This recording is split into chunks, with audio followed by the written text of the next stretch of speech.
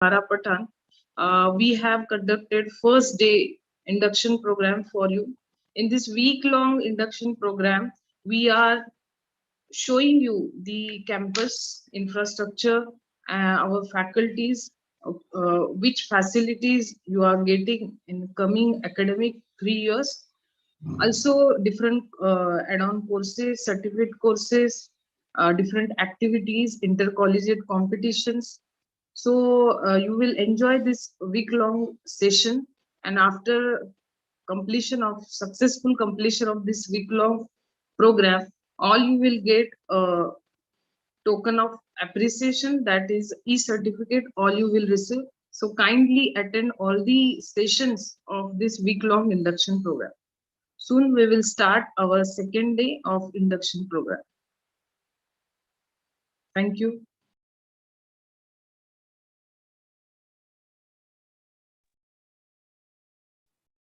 We can begin with today's day, ma'am. Imran sir is available. Imran Qureshi sir. Yeah. Good morning to one and all. I, Assistant Professor Deepika Kininge, BBA Department, welcome you all for second day of week-long induction program, which is organized by BBA, BBACA, and BSc Computer Science Department of Anjuman Khairul Islam's Pune College of Arts, Science and Commerce. A warm welcome to every fresher of BBA, BBACA, and BSc Computer Science. As we know that in this second day, we are coping up with extracurricular activities, ICT facilities, code of conduct, guidelines for COVID-19, and your CBCS pattern. So let's begin with in the name of Almighty Allah. So I request Imran Qureshi sir to start a program with Tilawati Quran. Over to Imran sir. Assalamu alaikum.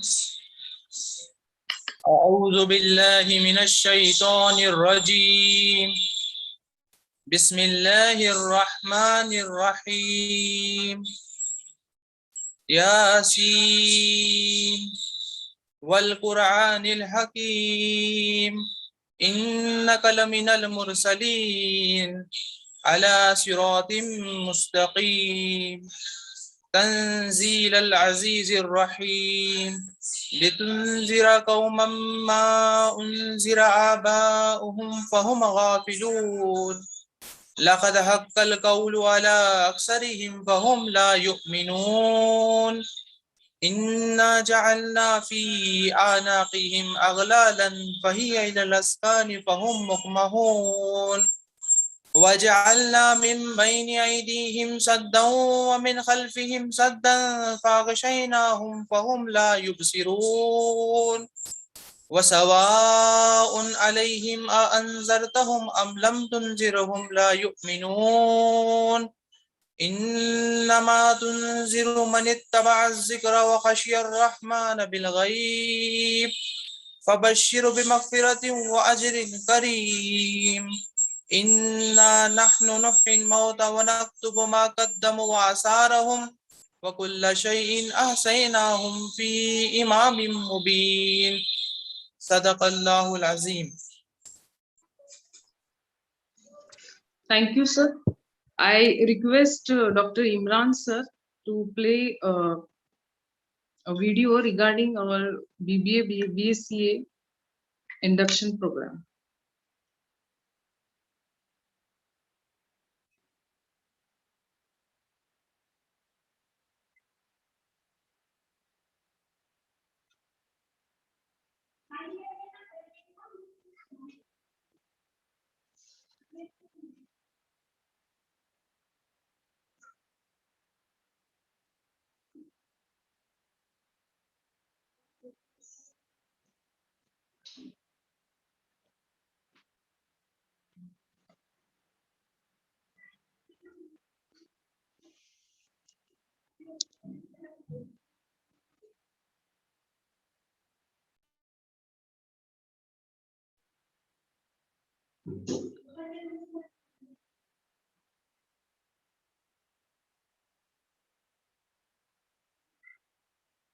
These are some our students, those who are presenting the pandemic message.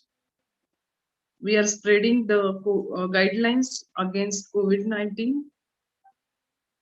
Our BBA, BBCA, and BSc Computer Science students, they are presenting social guidelines for protection against COVID-19.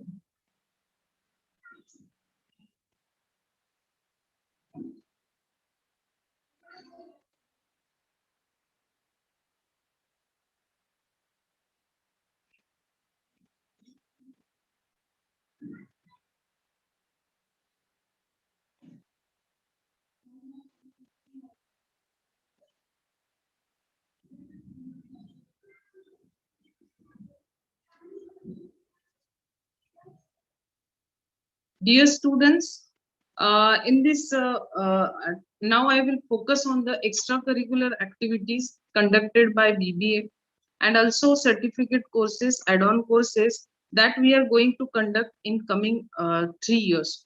So as I'm a coordinator for SYBBA, I'm a class in charge for this coming academic year.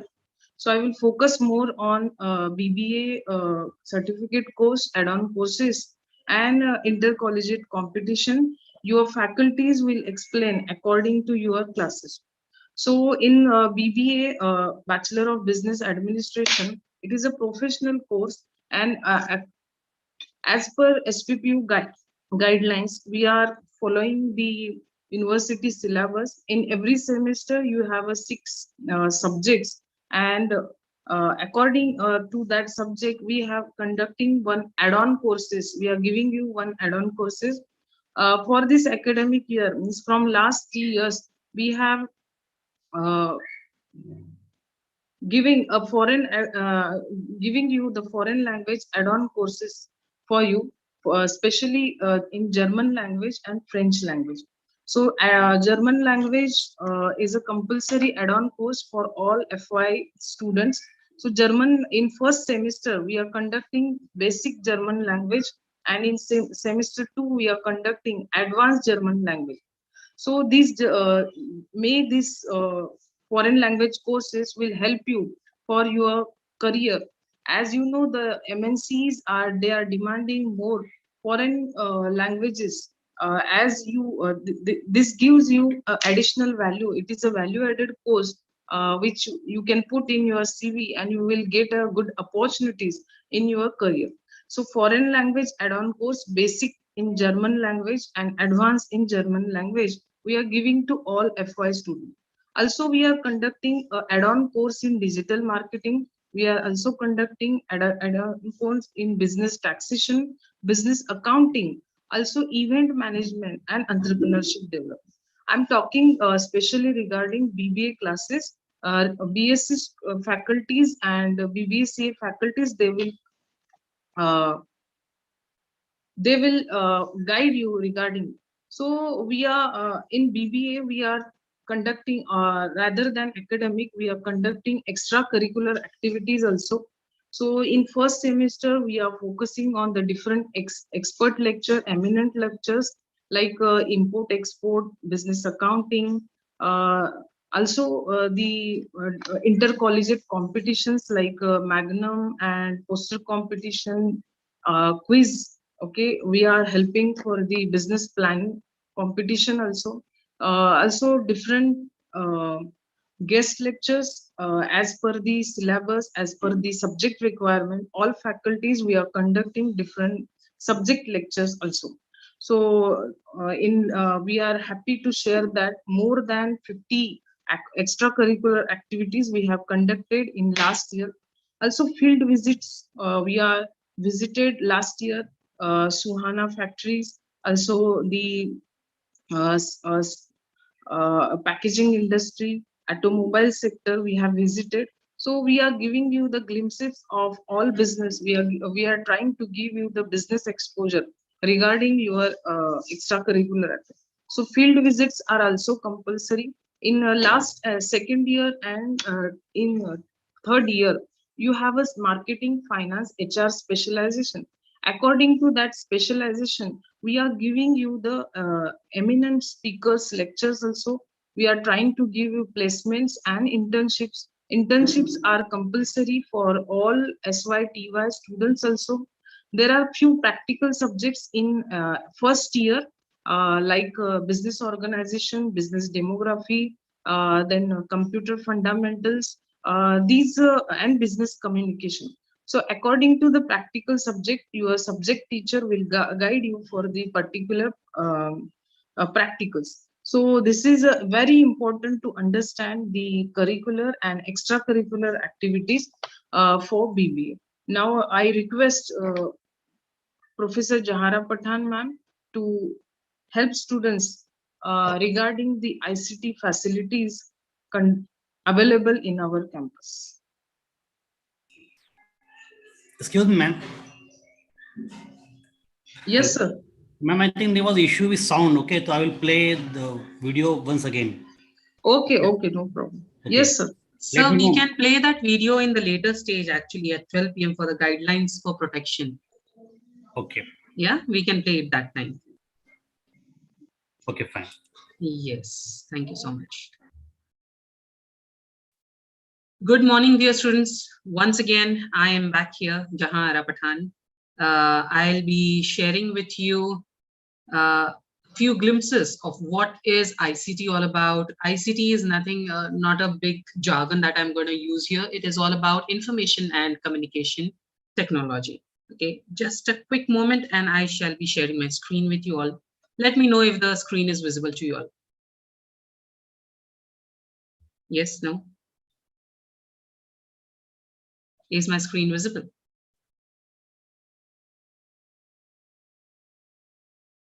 Anyone? No one? You can unmute yourself or just give a thumbs up if my screen is visible to you. Yes, yes, we can see. Okay, great.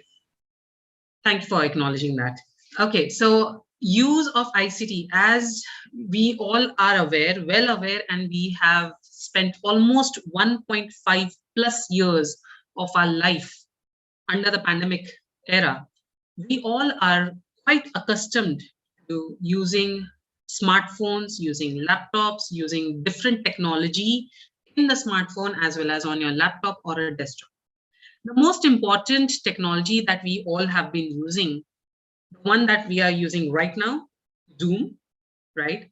And on the other hand, we have also been using our official video conferencing platform, which is Google Meet, right? So today I will be telling you all about how and what to be using as an ICT tool, that is an information and communication technology tool, right? I will stop sharing this particular screen and I will start sharing my other screen here so that I can give you a direct glimpse into what it takes to be using Google Meet and Google Classroom as ICT tools. Just a quick moment here.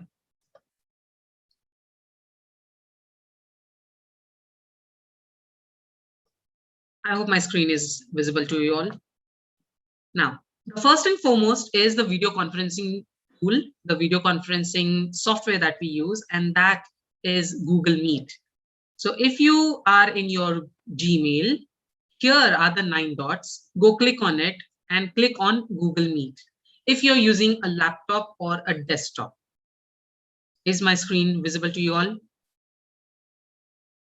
Yes, no, can't say.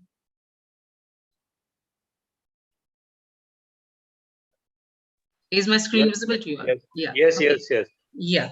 So once you are here on Google Meet, now this is once you are using the Google Meet application on your laptop or a desktop. If you're using it on your smartphone, then how are you going to use that on your smartphone? I will share that also with you. Not a big deal of how are you going to use. You will be all given links. All you have to do is click on that particular link and join. Okay, so you get into joining that particular meeting. This is how it looks like. All right, and here it will ask you for the controls, that is essentially your audio and video. I can put it on mute. I can put the video off, right? Which usually most of the students do, which is not actually prescribed. What is prescribed is you mute yourself, but you keep your video on. Okay.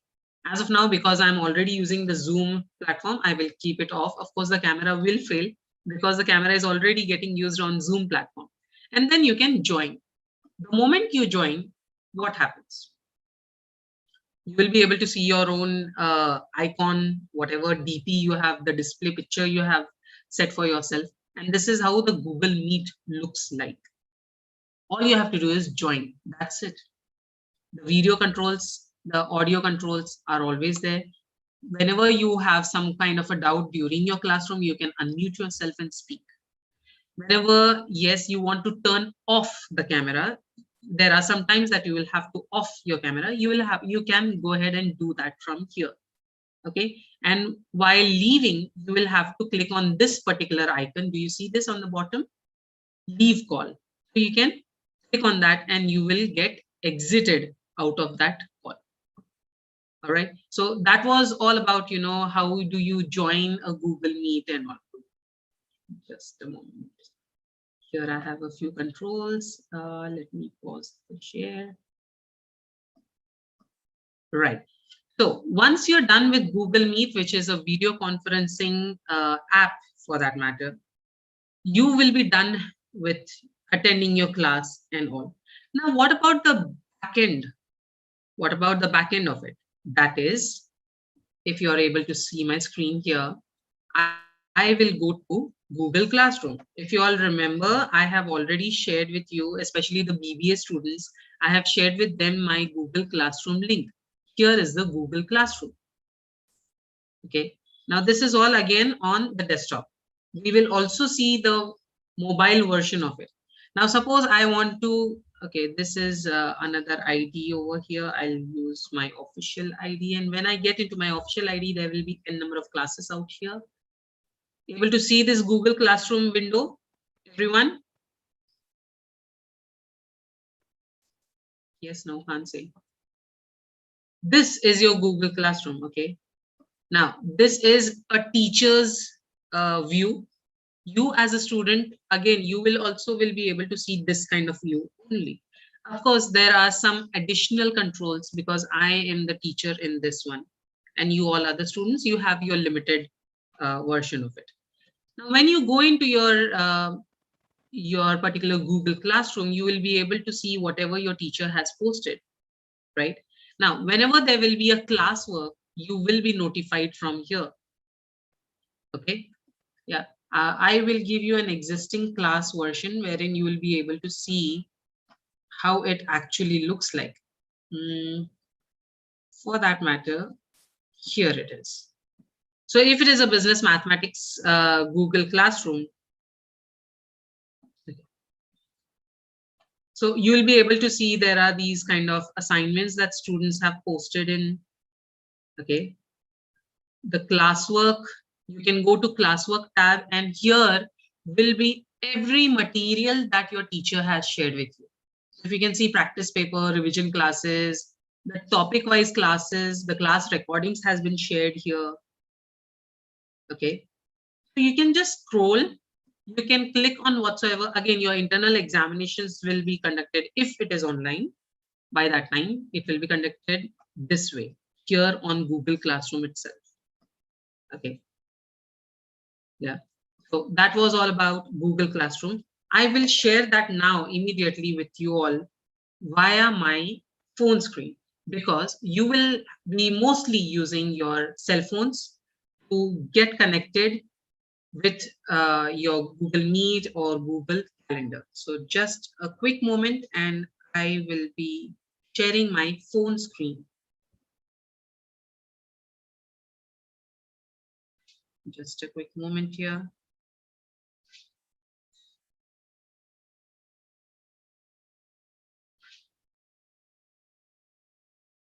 And so far, I think you should have already downloaded.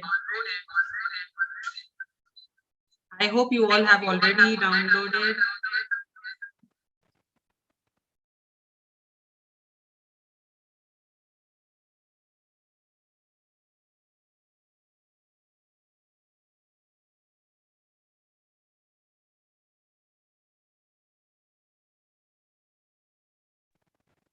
I hope you all have already downloaded Google Meet and Google Classroom as you all have been instructed. If yes, then we can go immediately from the desktop itself and then start understanding how are we actually going to use Google Meet and Google Classroom. Okay. Imran sir, can you please give me the controls on the other ID from my phone?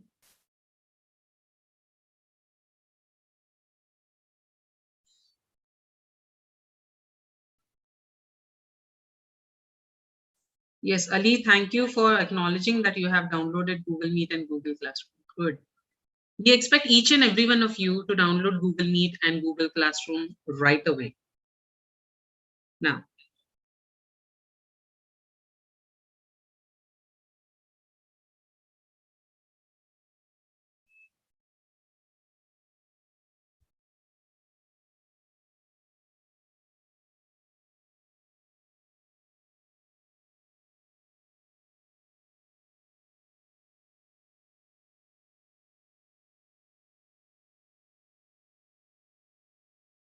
hope my screen is visible to you all now.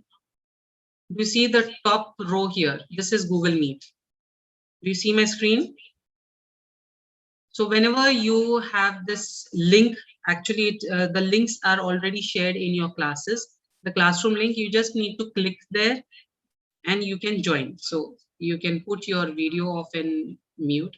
I would always recommend and suggest you put your video on. Okay, and then you can join. Yeah. So this is how it looks like.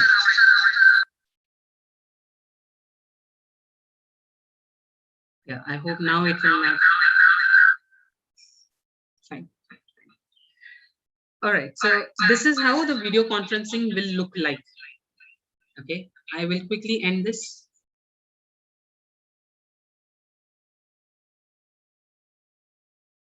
Now, how do you use your Google Classroom app?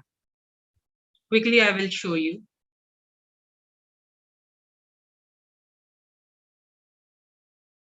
Here is the Google Classroom, the bottom left.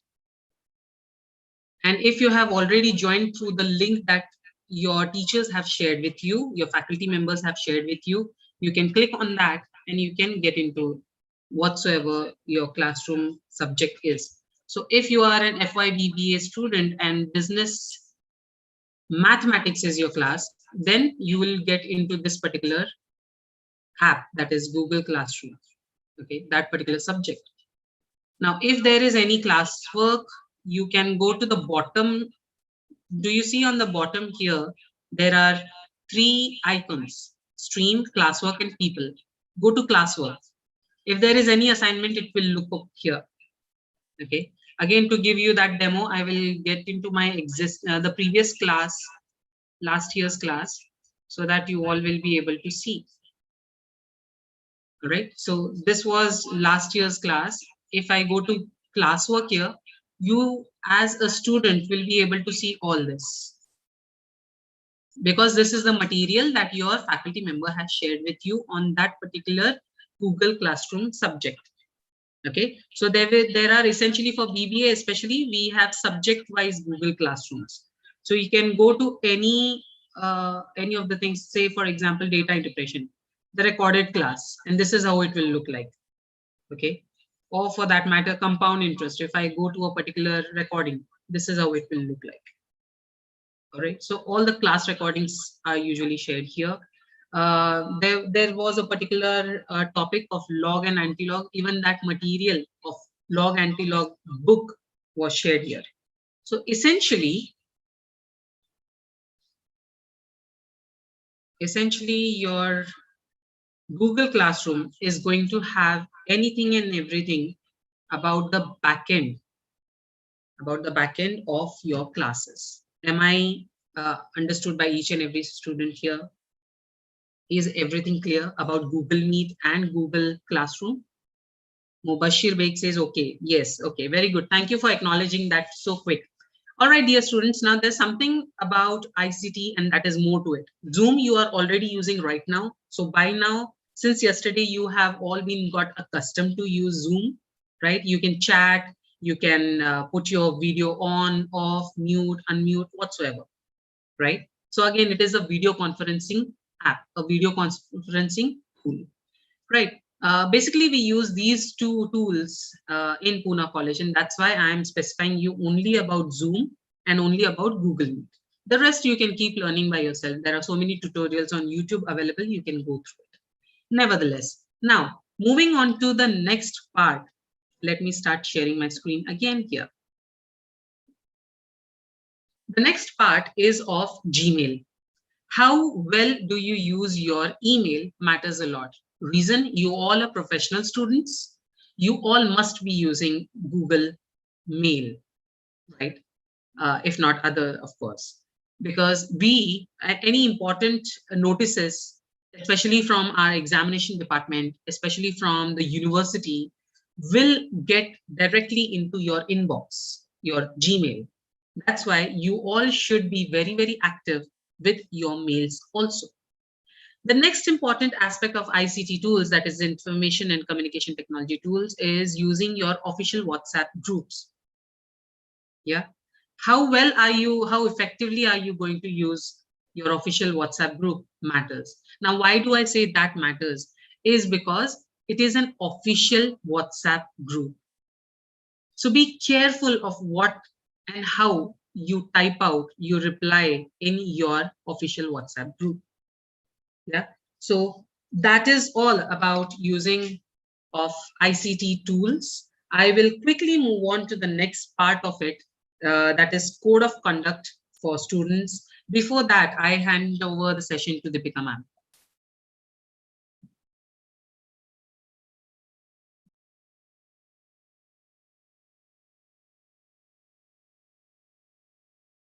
Deepika ma'am.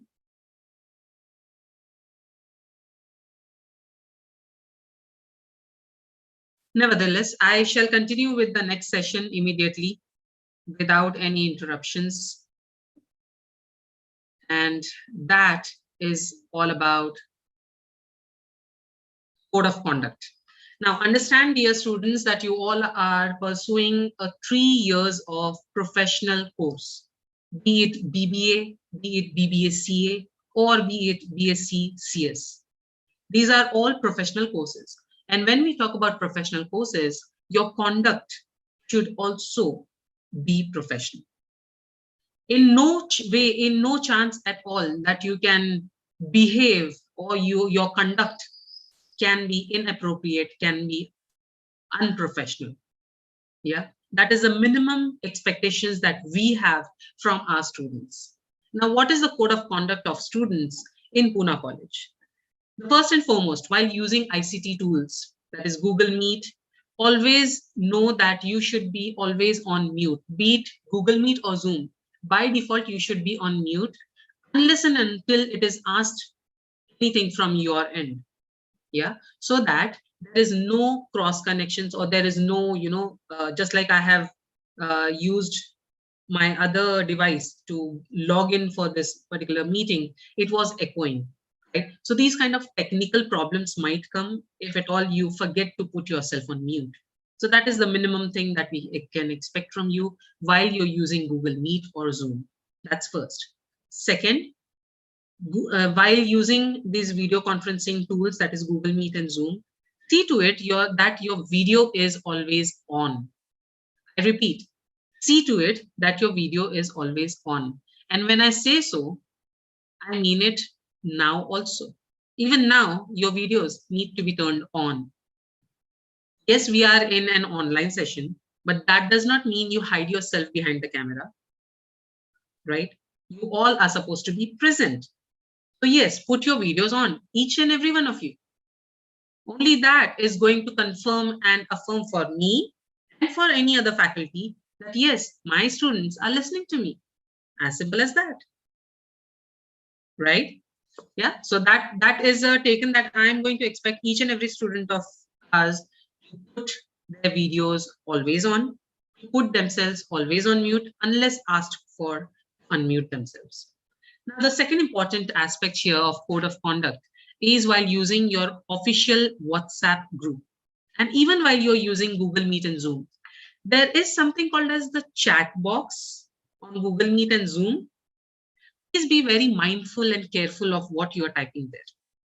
It is not an unofficial meeting happening there. It is not a friendly meeting happening there. It is something which is official. Even now, right now, we are being live streamed on our official YouTube channel, right? So make sure that whatever you are doing is that you are very mindful of your words. You're very mindful of the tonality of the words you're using, all of that. Make sure that if there is any kind of an error, see to it, a basic etiquette part, that yes, you apologize. Mistakes can happen by anyone, can happen by me also. The moment I realize it, I should also apologize. Yeah. Small little things need to be taken care of. Now, when you're using official WhatsApp groups, see to it that you are not posting something which is irrelevant. That is one. Something which is not related to your course, second. And third, the choice of words and the lingo, the language that you use on WhatsApp. If you are typing as you put UR instead of YOUR, isn't it? That's the new language of students, right? On WhatsApp. That's fine. We understand that. However, when you are interacting with your faculty members on your official WhatsApp group, see to it that you are using good official language, right? A minimum code of conduct that we expect here. The next very important aspect in terms of code of conduct is how you greet your teachers, how you greet your faculty members, even online. There are many students from my previous batches, from all of us would definitely agree, the faculty members here. Students, unknowingly, the way they greet, hi ma'am, hi sir, hello ma'am, hello sir, that's not official, right? That's not a formal way of greeting your teachers. Show some respect to your teachers by wishing them good morning, good afternoon, good evening. Yeah. Small little things need to be taken care of. The most important aspect when we move on ahead of WhatsApp messages is about your phone calls. See to it that you are calling your teachers, your faculty members during work hours, especially when you are messaging or you're calling directly to a lady faculty. See to it that you are not dialing your lady faculty anytime after 8 p.m. or later. Yeah, see to it. Basic mannerisms, right? Basic protocols. So a care has to be taken by each and every one of you, that these kind of things need to be taken care of. Now, when we come about personal grooming, I have a very good video to share with you all. Okay, give me a quick moment and I shall share that particular video with you all. So are you all ready for the personal grooming video? Yes, no, can't say. You can put that on in the chat box. Yes, Shiba says yes. Mubashir. Oh, good, good, good. That's great. Okay, give me a quick moment and I will be sharing with you my screen here.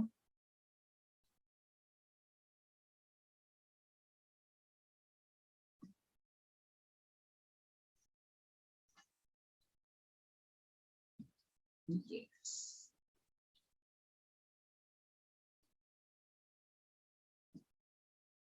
Is my screen visible to you all? Do you see something as a video clip? Yes, you can give a thumbs up if yes. Afwan, Abbas, I see both of you. A thumbs up if you are able to see my screen with a video clip there. Yes, okay. So I'll start playing this video immediately.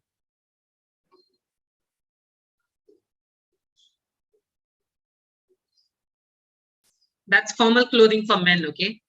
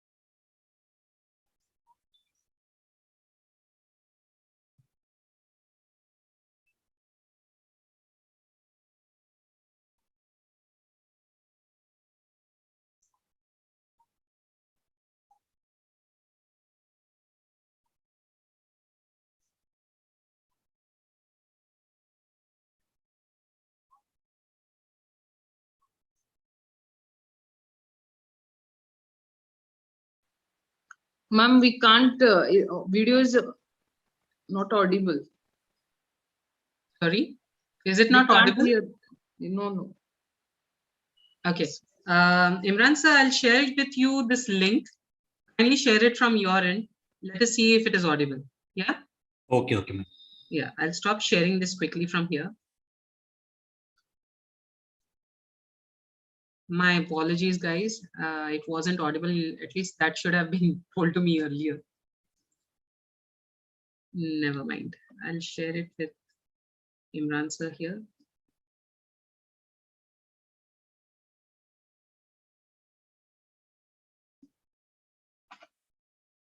Ma'am, you have to share on WhatsApp? No, sir. I have shared it here in the chat box for you. Okay, just a minute. Yeah. Okay.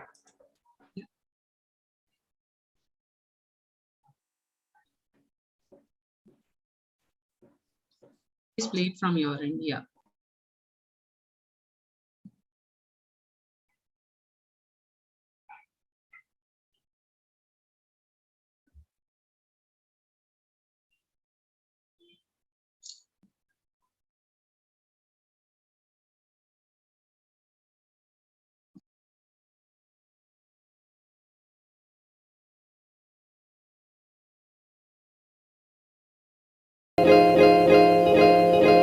It's audible, yes.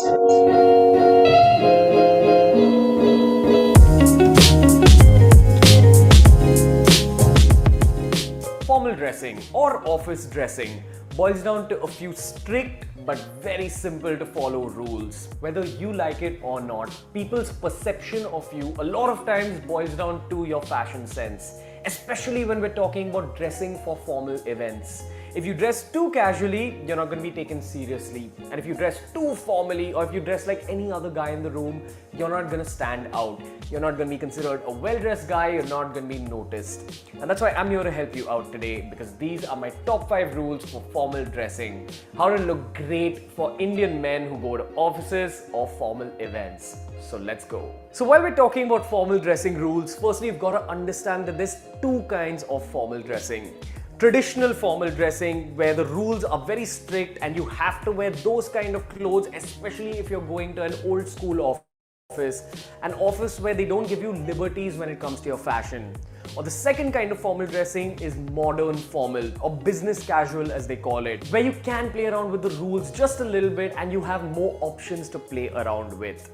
But what are these rules when we're talking about shirts? That brings us to tip number 1 when it comes to dressing great from a formal office perspective. If your office is super old school and you have to follow the traditional rules, this is what you need to follow.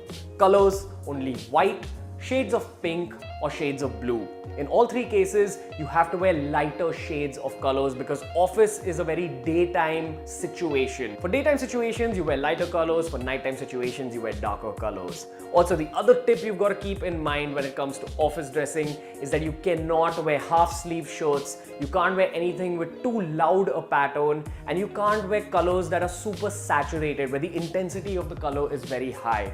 In old school formal dressing, everything is very subtle, very sober. But let's talk a little bit about modern formal dressing. If you're talking about patterns, you can't really wear very loud patterns, but what you can wear is very, very subtle patterns, like in this case. Basically, you don't want to wear something too eye-catching. And as for color, once again, give priority to lighter shades. But once in a while, when it comes to business casual, you can wear a few darker shades of shirts. Maybe black, navy blue, brown, shades of grey.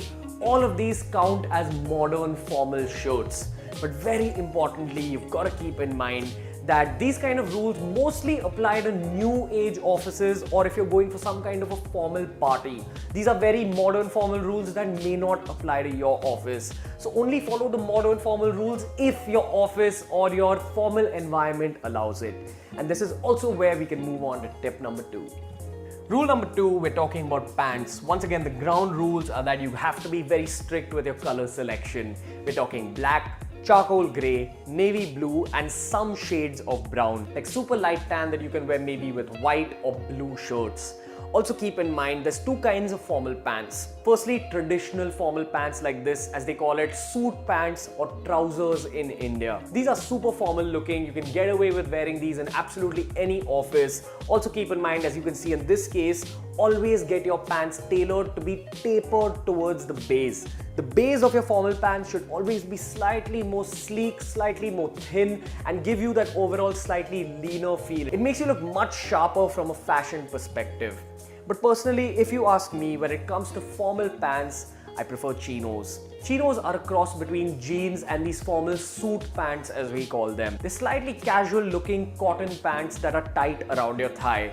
Now you do get a lot of colors when it comes to chinos, but once again, when it comes to the colors, stick to the colors that I spoke about. The other very important formal dressing rule is that if you're wearing any formal outfit, the shade of your pants has to be darker than that of your shirt. You shouldn't draw too much attention to your legs. Most of the attention should go towards your upper body. Tip number 3, we're talking about belts. Some very simple rules. Firstly, no cotton belts. Secondly, always match the color of your belt to the color of your shoes. It doesn't have to be the exact same color, but it has to be a similar color. So you can wear light brown shoes with a dark brown belt. And as for the kind of belt you should be going for, always go for a leather belt or a faux leather or fake leather belt. It should kind of give that leathery feel. The two colors you want to give priority to are black and dark brown. Very versatile, very stylish. And the fourth point is my favorite topic in the world. We're talking about footwear. When it comes to formal footwear, a few ground rules. Firstly, you got to match the color of your socks to that of your pants. And secondly, if you're talking about dressing traditionally formal, the color of your shoes has to be either the same shade as that of your pants or one shade darker. And if we're talking about modern formal shoes, my top 3 picks are brogues firstly, which are these formal shoes with that slight pattern at the top. Secondly, one of my favorite modern formal options is this monk strap shoe. A slightly feminine looking shoe with these buckles. Very, very elegant if you pair it up with the correct formal outfit. And the third option is a very smart pair of dark colored loafers that you can wear for both parties as well as your office. Keep in mind that these are my picks when it comes to formal footwear. They are slightly on the expensive side because I believe that when you're going for formal footwear, you should buy once, you should buy slightly more on the expensive side, buy high quality shoes and let them last forever. Take care of them and make sure that they're well polished at all times. And the fifth and final tip we got to talk about is wristwatches. It's an essential for formal dressing. No formal outfit is going to be complete without a wristwatch. The watch that I prefer when it comes to formal dressing is always a good quality metallic watch like this one. It's kind of a power symbol, especially when you go in for meetings or super formal events. It also counts as traditional formal dressing. But while we're talking about slightly more modern formal dressing, you can afford to wear slightly leathery looking straps when it comes to watches. You can wear slightly thinner dials. Just remember, the ground rule when it comes to formal watches is that you can't wear digital watches, you can't wear very, very thick and big and eye-catching dials, and you can't wear a watch where the strap has patterns like in this case. Either way guys, that covers almost every single aspect of formal dressing. If you follow these tips, you'll be the best dressed guy at your office or at that formal party. The only 2 aspects of formal dressing that I haven't covered in today's video are the suits or blazers aspect, which I'm gonna talk about in a whole video of their own. And I've not spoken about ties because I feel like you can't really pull off ties without wearing a smart jacket or smart blazer on top. Either way, if you guys want to know what video to watch next, I highly recommend you go and check out my honest brand recommendations video. You can stop playing it, sir. Your formal wardrobe much better. The other video I highly Thank you so much. I feel that by now, each and every one of you, each and every boy student here is clear as of now what should be their formal dressing, right?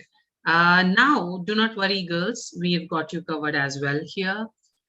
Imran sir, I have shared with you another link. Kindly start playing from 2.09 minutes.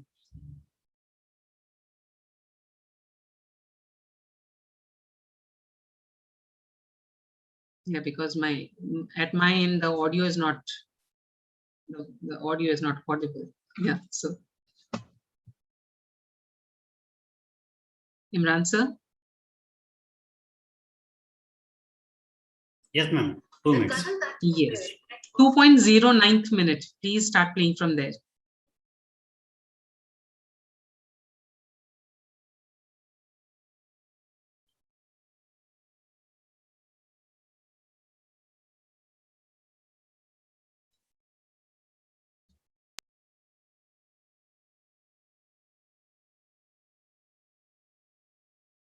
But it needs to have a collar. Tip number 4. Straight kurtis. Wear straight kurtis at office. You cannot afford to wear an A-line or a pleated or a gathered kurti. You can wear kurti with anything like palazzo, cigarette pants, leggings or jeans, which is fine. And lastly, tip number 5. Wear the right hairstyle. Complete your look with simple and neat hairstyle. Style your look simple to get that edgy look. A bun or a plait or a simple pony works well with an office attire. That should be it, sir. Thank you so much. Question for today. Someone asked, My dear students, I have just a while ago mentioned the do's and don'ts, rather the code of conduct, while you are interacting with your faculty members. And this is something which is aired live. And there are here students who are literally typing in some kind of messages that, but to dress according to him, we need a salary of 1 lakh per month. That is not true, beta. Absolutely not true. You can always invest in yourself, at least 2 good formal pair of shirts, at least 2 good pair of formal trousers, and you don't need 1 lakh rupee a month to afford 2 pair of dresses, right? And you can always repeat your dresses. Of course, we are not celebrities that we have every day a new pair of dress. Yeah, then we would probably need a 1 lakh rupee per month salary. So please make sure, again, when it has already been told just a while ago and you people are not following it, makes no sense. Anyways, I feel that the dress code, the code of conduct, how are you going to use ICT tools is all clear with each one of you. If in any ways you have any kind of questions, any kind of doubts, you can type into the chat box. I will get back to you later. As of now, that is the conclusion of my part. Over to you, Deepika ma'am. Thank you, ma'am, for guiding our students with ICT information and code of conduct. Thank you so much. Dear students, we are suffering pandemic situation from last 2 years. We moved from offline to online, and now the situation came back that we have to come back to online to offline. For this, we have to follow some rules and regulations regarding COVID-19.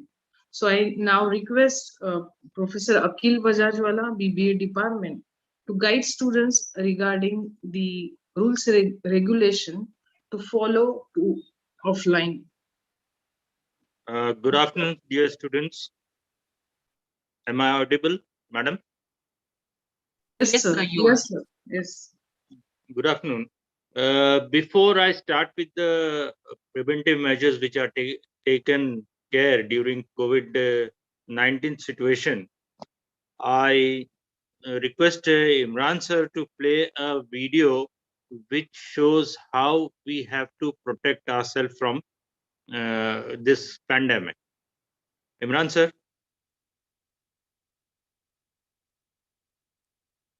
Imran sir. Yes, sir. Yeah. Just a minute. Okay.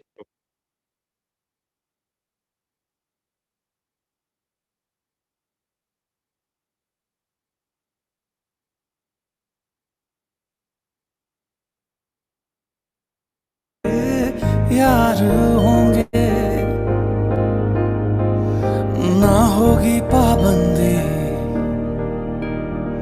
ना रोक ही कोई फिर से सड़कों पे सब नाचेंगे पटरी पे पहिए भागेंगे गूंजेंगे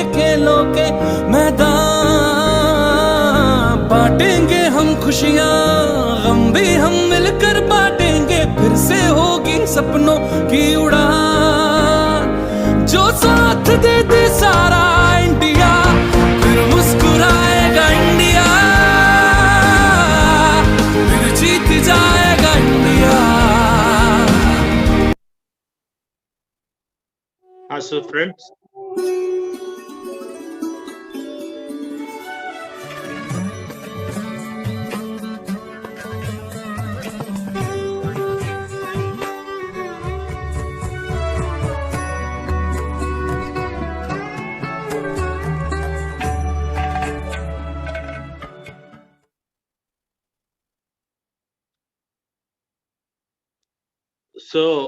dear students, before I give a checklist on what precaution you have to take while dealing with this pandemic, almost we have gone in with this pandemic for 2 years.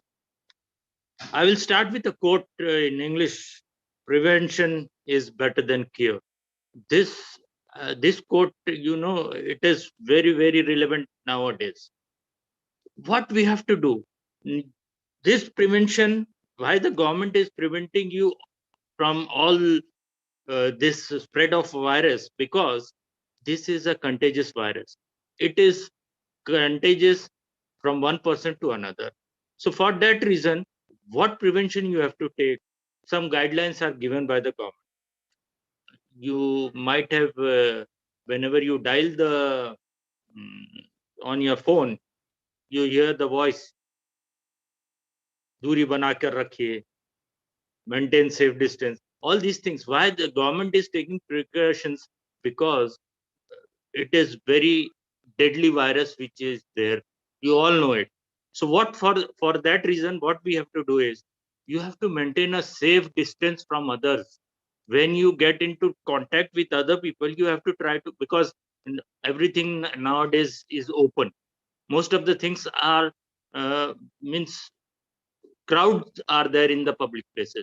So try to maintain a safe distance from others. At least you have to be 1 meter away from each other. Even if you are not sick, or even if you appear, if you see that the other person with whom you are having a contact is not sick, see, wear a mask in public. Always you should wear a mask in public, especially when you are indoors, or whenever there is a physical distancing not possible.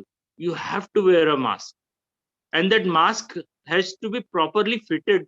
It should not be loose mask, wherein half of the mask is on your nose and half is below your nose. So that doesn't make any sense.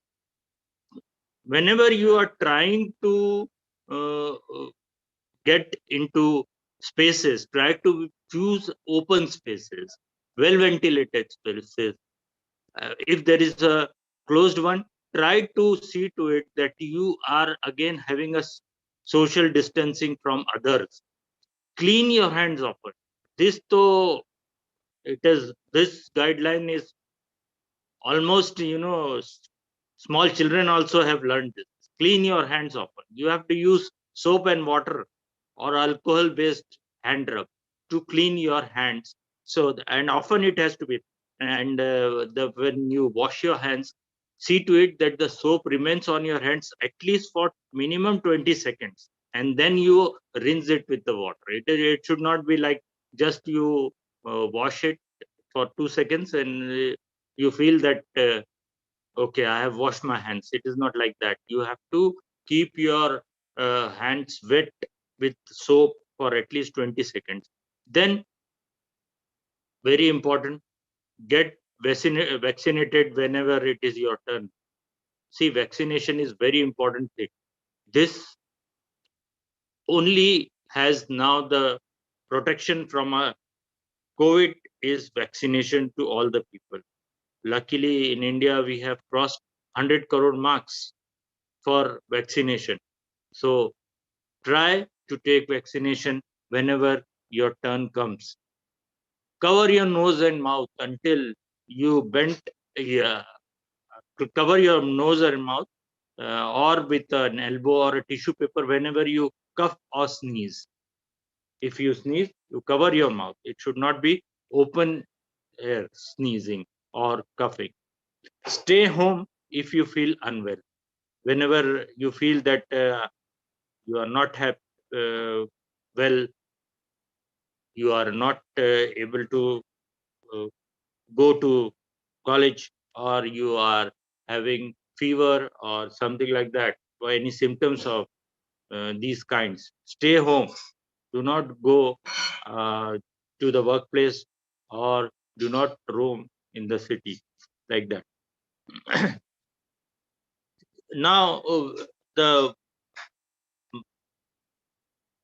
for the properly using of mask, make sure that your mask cover your nose, mouth, and chin. What happens, we see students and many people, as a matter of fact, that their masks are not covered properly. Clean your hands before you put up your mask. You should always clean your hands, and do not use other people's mask. That is a very primary thing which I'm explaining to you. Before you take your mask out, or you before you wear the mask, see to it that you wash your hands. Whenever you take out your mask, store it in a clean plastic bag, and every day either wash it with its fabric mask, or dispose it if it is a trash bin, if it is a medical mask. Don't use mask with valves. Okay. Now see, after using that mask, it should not be thrown like that. Why? You have to make your environment safe also. Now, to avoid the environment to be infected by other people, what you should do, meet the people outside. Outdoor gatherings are safer than indoor ones. You should always try to have a meeting outdoor, not indoor, particularly if indoor spaces are small and without outdoor air coming into it. Often people say that we are in the AC room. AC rooms are more vulnerable to the COVID infection. So try to see to it that you go outside and meet people. Don't ask them to come to your place or like that.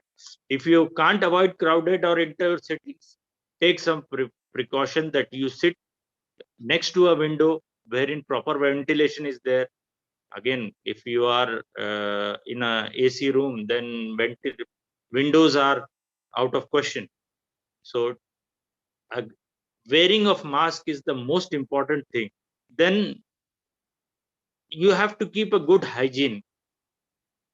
What hygiene? Regularly and thoroughly clean your hands with soap and water, as I told you. Then drink enough water.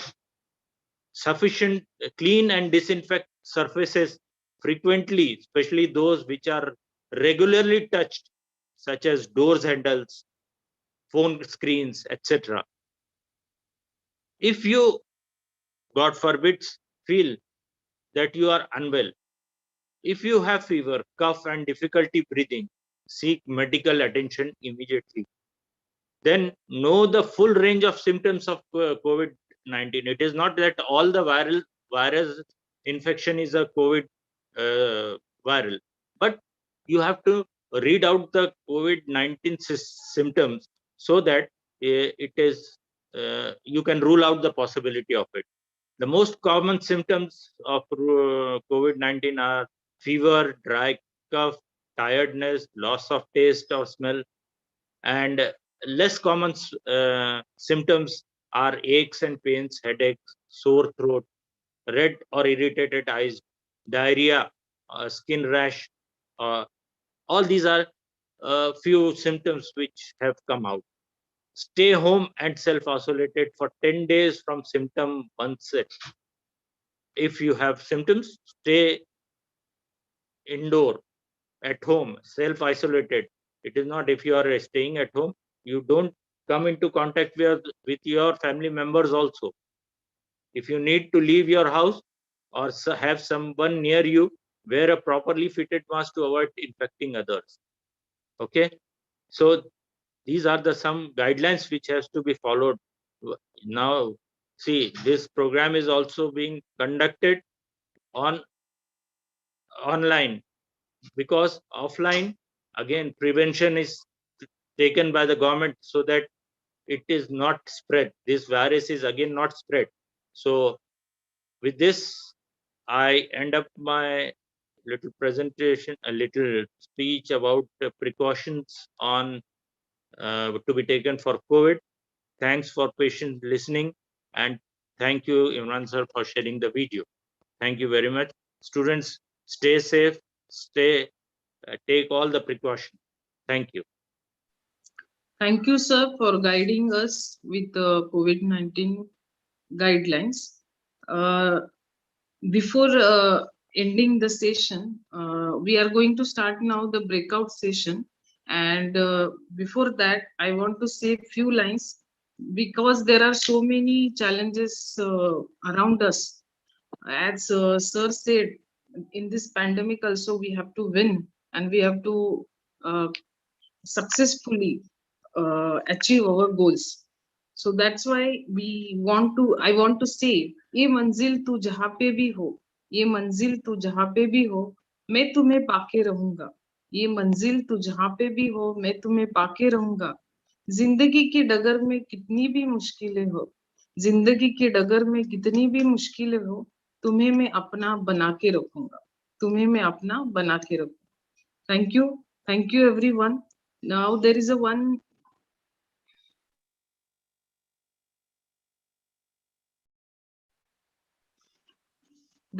announcement that we are continuing session for BSc Computer Science with the same link, and BBA students and BBA CA students will join with the new link which will receive on their WhatsApp official group.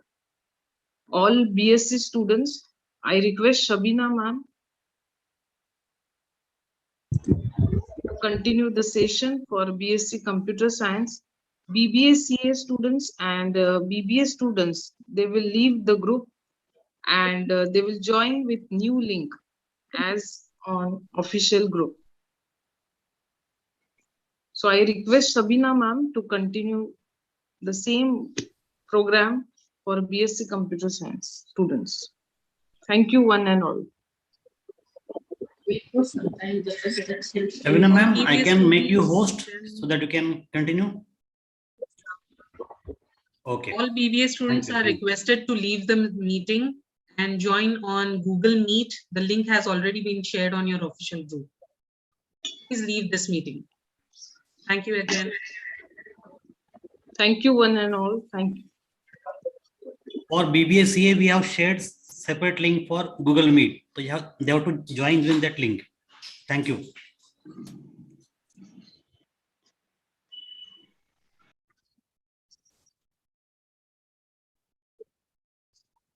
Shall I start?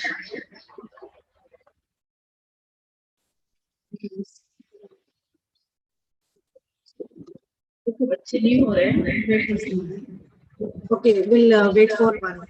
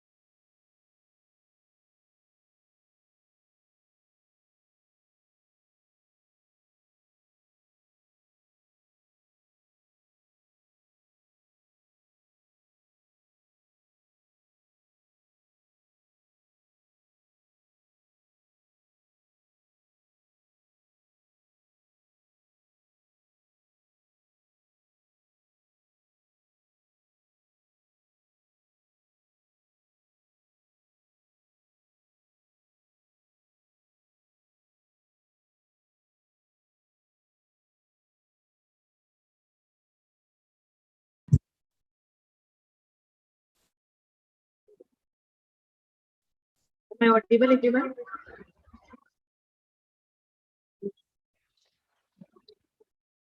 Good afternoon, everyone. I'm Shabina Khan, Assistant Professor, Department of Computer Science. Would like to take this opportunity to welcome you all in the Department of Computer Science, Pune College. So let me share my screen.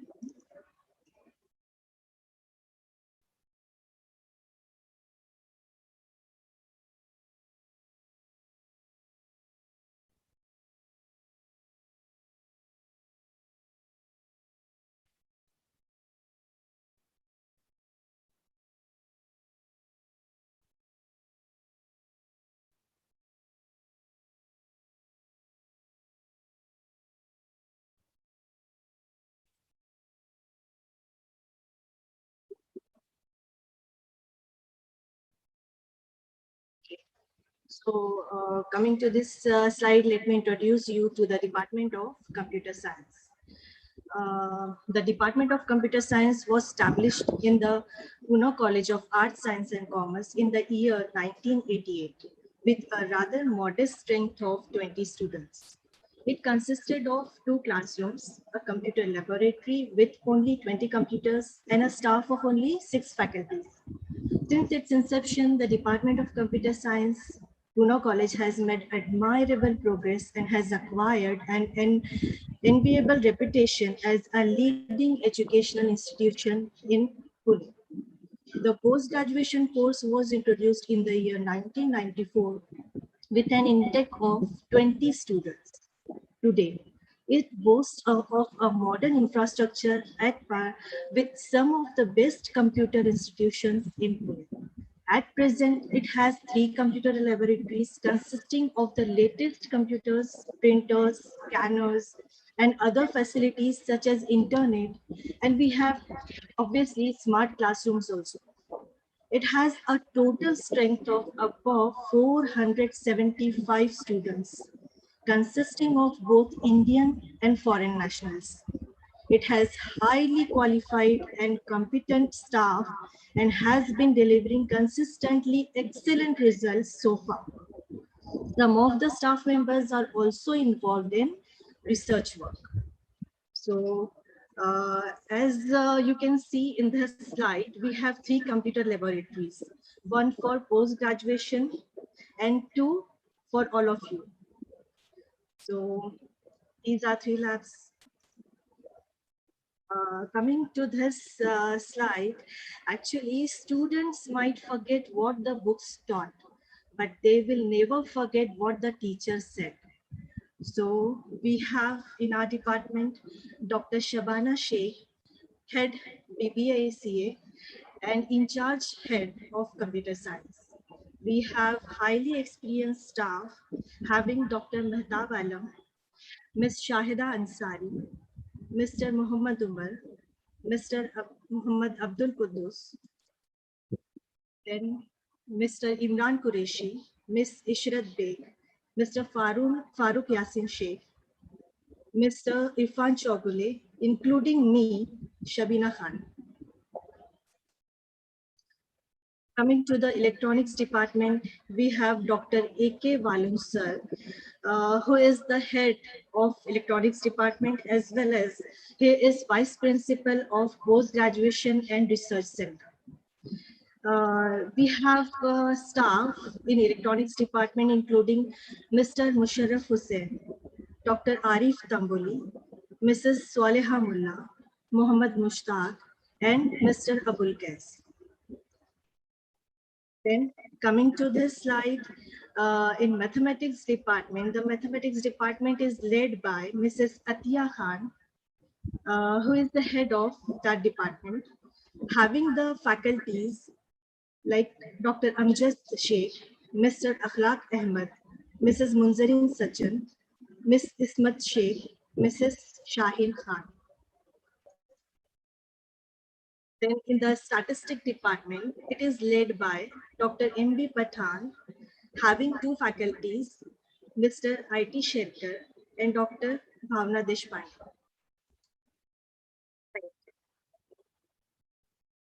So I request Bhavna ma'am, who will inform you, who will tell information about curricular and CBCS pattern. Over to you, Bhavna. Thank you, Sabina madam. Please let me share my screen.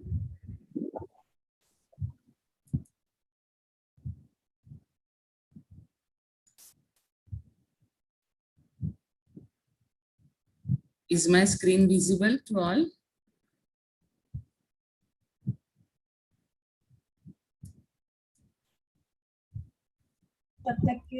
Madam, please let me know. Am I audible and screen visible to all? Ma'am, you are audible, but screen is not visible. I have shared my screen. Just let me see.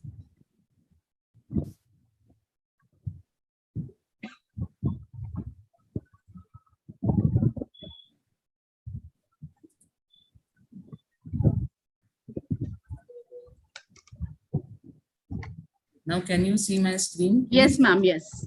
Okay. Good afternoon, everybody. Now, let me introduce the system which we have to follow for next 3 years, the CBCS system, that is choice-based credit system.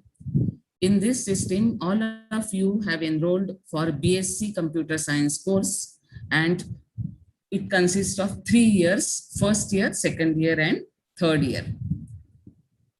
In first year, you are required to study 4 subjects: computer science, electronics, mathematics, and statistics. And that's why the staff from all these 4 departments was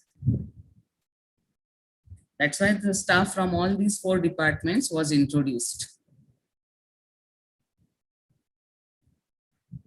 In each of these subjects, you have 2 theory papers and 1 practical paper.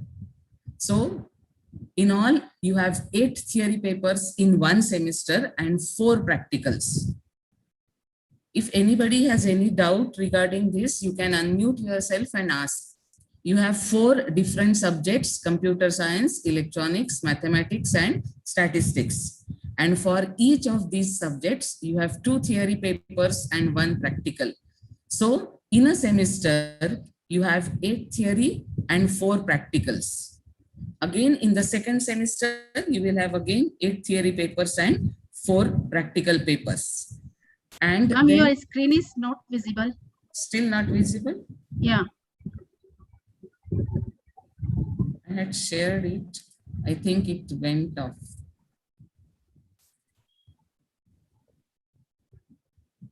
Yes, now it is visible. Yes, ma'am. Yes, ma'am. Okay. So, dear students of first year BSc Computer Science, you have to study 4 subjects in first year: computer science, electronics, mathematics, and statistics. For each subject, you have to study 2 theory papers, paper 1 and paper 2. Their names and the remaining part, syllabus part, will be explained to you by the respective teachers when we start teaching. For the time being, I am only sharing with you the structure of your course. You have 2 theory papers and 1 practical paper for each subject. So in a semester, you have 8 theory and 4 practical papers. Then 2 more subjects whose examination is conducted by the college. You have to appear for these 2 subjects also, which is democracy, election and governance, and physical education.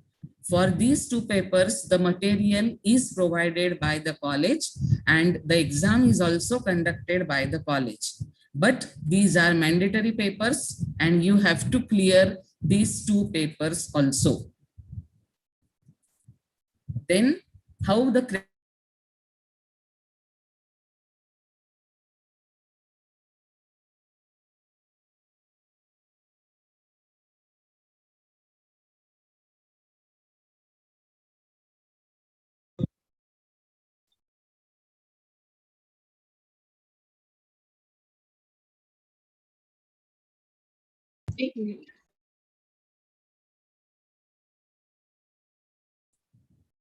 you have 1.5 credits you earn.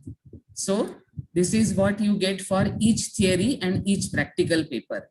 And hence, in first year, totally you have to earn 44 credits. And these 44 credits, how do you earn these 44 credits? You have to earn 22 credits in first semester because you have 8 theory papers with 2 credits each. So 16 credits from theory and 4 practicals with 1.5 credits each. So 6 credits from practicals. So in first semester, you will earn 22 credits if you pass in all these 8 theory and 4 practicals. Similarly, again, you have to earn 22 credits from semester 2, similarly with 8 theory and 8 practicals. Okay. And the two subjects which I mentioned earlier, physical education and governance, leadership and democracy. This is, for this you will get 4 credits, but these 4 credits are kept apart. These are not considered for your calculation of final grade. It is called SGPA, that will be calculated at the end of the 3rd year after you clear all 6 semesters. So you have to earn these 44 credits per every year in first year, second year and third year. In first year, you have 4 subjects: computer science, statistics, mathematics and electronics. In second year, you have only 3 subjects: computer science, electronics and mathematics, and then you have to clear English and environmental science papers. So you have 3 basic subjects in second year, and you have only 1 major subject in third year, which is computer science, and all your theory papers related to computer science will be there in the third year. We will now, for the time being, stick to only first year, but these 44 credits you have to earn every year, first year, second year and third year. So how the assessment is done for every theory paper? For every theory paper, you have 50 marks, but your final examination is not for entire 50 marks. 15 marks are for internals and 35 marks are there for the paper which you solve at the time of university examination. So these 50 marks for every theory paper are divided into 2 parts, 15 internal and 35 external. Again, these 15 internal marks are generally divided into 2 parts. First part for 5 marks in terms of home assignments. Particular subject teachers will give you home assignments and you have to submit those home assignments in time, and you will be assessed for 5 marks depending on these home assignments. And there will be a compulsory activity of 10 marks, which is generally a written paper of 10 marks, or if it is done online, then it will be MCQ type of question paper for 10 marks. And both these activities are compulsory because there are 5 marks for home assignment and 10 marks for a compulsory activity, like you have to appear for either a MCQ paper or a particular type of objective paper for getting these 10 marks. Then the assessment of practical is also again for 50 marks. One thing I want to tell you that these 15 marks are only divided into 2 parts. This final examination paper, 35 marks, is you have to appear for only 1 paper, written paper or MCQ type. If in the last year, because of pandemic situation, this 35 marks assessment was done on the basis of MCQ type of paper, but otherwise this is a written paper and you have to appear for entire 34 marks of question paper for getting these 35 marks. But these internal 15 marks are again divided into 2. Similarly, assessment of practical is done. You have total 50 marks, which are again divided into 2, 15 internal and 35 external paper. This 35 marks external paper is conducted at the end of the semester, and 15 internal marks assessment is done continuously in case of practicals. These 15 marks in practicals are again divided into 3, journal 5 marks, oral 5 marks, and the performance in your throughout the year 5 marks. This is how you are judged for the 15 internal marks. Now I'll tell you how you have to earn the credits and how to pass in the examination first. Okay. So passing criteria for external as well as internal is that you have to pass separately in internal as well as external. Means out of 16, you should get minimum 6 marks in your internals, and in the external examination out of 35, you should get 14 marks. What does this mean? That out of 50, your internal assessment is for 15 marks and external, that is final examination, is for 35 marks. And you have to score minimum 6 out of 15 and minimum 14 out of 60. This means that even if you get, say, entire 15 marks in internal, still you have to get minimum 14 in external. Okay, so you have to pass separately in internal as well as the external examination. If you get full 30 marks, say, in the external examination, still you have to get minimum 6 in the internal examination. Okay, so the total of internal and external minimum marks has to be 20, but that 20 should consist of minimum 6 from internal and minimum 14 from external.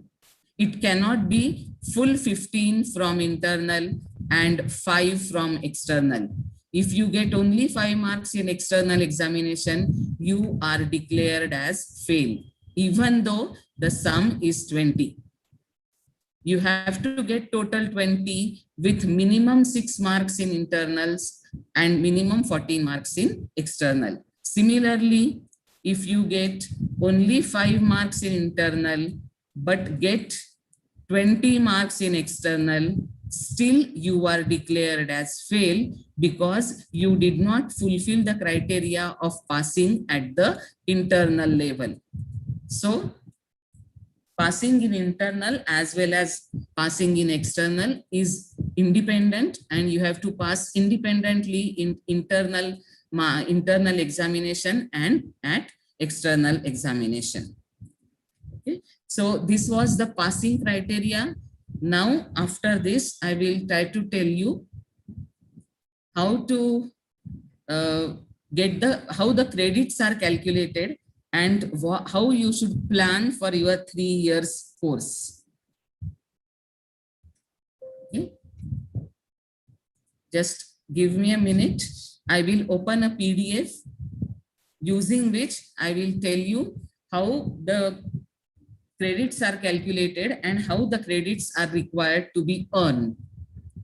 This is a University of Pune circular, and I will try to explain to you how you have to clear or earn the credits depending upon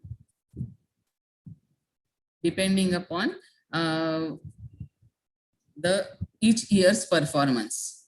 Okay, so the mandatory credit course, अभी मैंने जो बोला कि आपको first year में total 44 credits कमाने के हैं, which will be passing all 12 papers in first year and passing all first semester and passing all 12 papers in second semester. Okay, then because of these 44 marks, because of the 44 marks, 44 credits, you get 44 credits in, you can earn 44 credits in first semester, you can earn 44 credits in second semester, and you have to earn 44 credits in third semester. So in this way, if you pass in all the subjects in 3 years of 6 semesters, you earn 33 credits only. Okay, so you earn these 33, you earn 132 credits for in these 3 years. But for getting the degree, you require 140 credits. So one more thing I want to show you, that a student is required to earn 132 credits in a minimum period of 6 semesters. That is 2 semesters for first year, 2 semesters for second year, and 2 semesters for third year.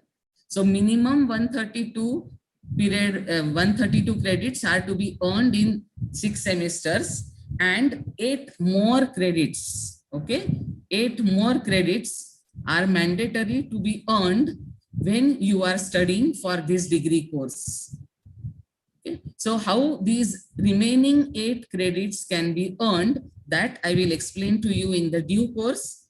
But the total number of credits which are to be earned is 140 for getting your degree, out of which 132 credits you get by clearing your compulsory papers, and remaining 8 credits you have to earn by other different ways of participating in different events. What are those? I will explain to you later.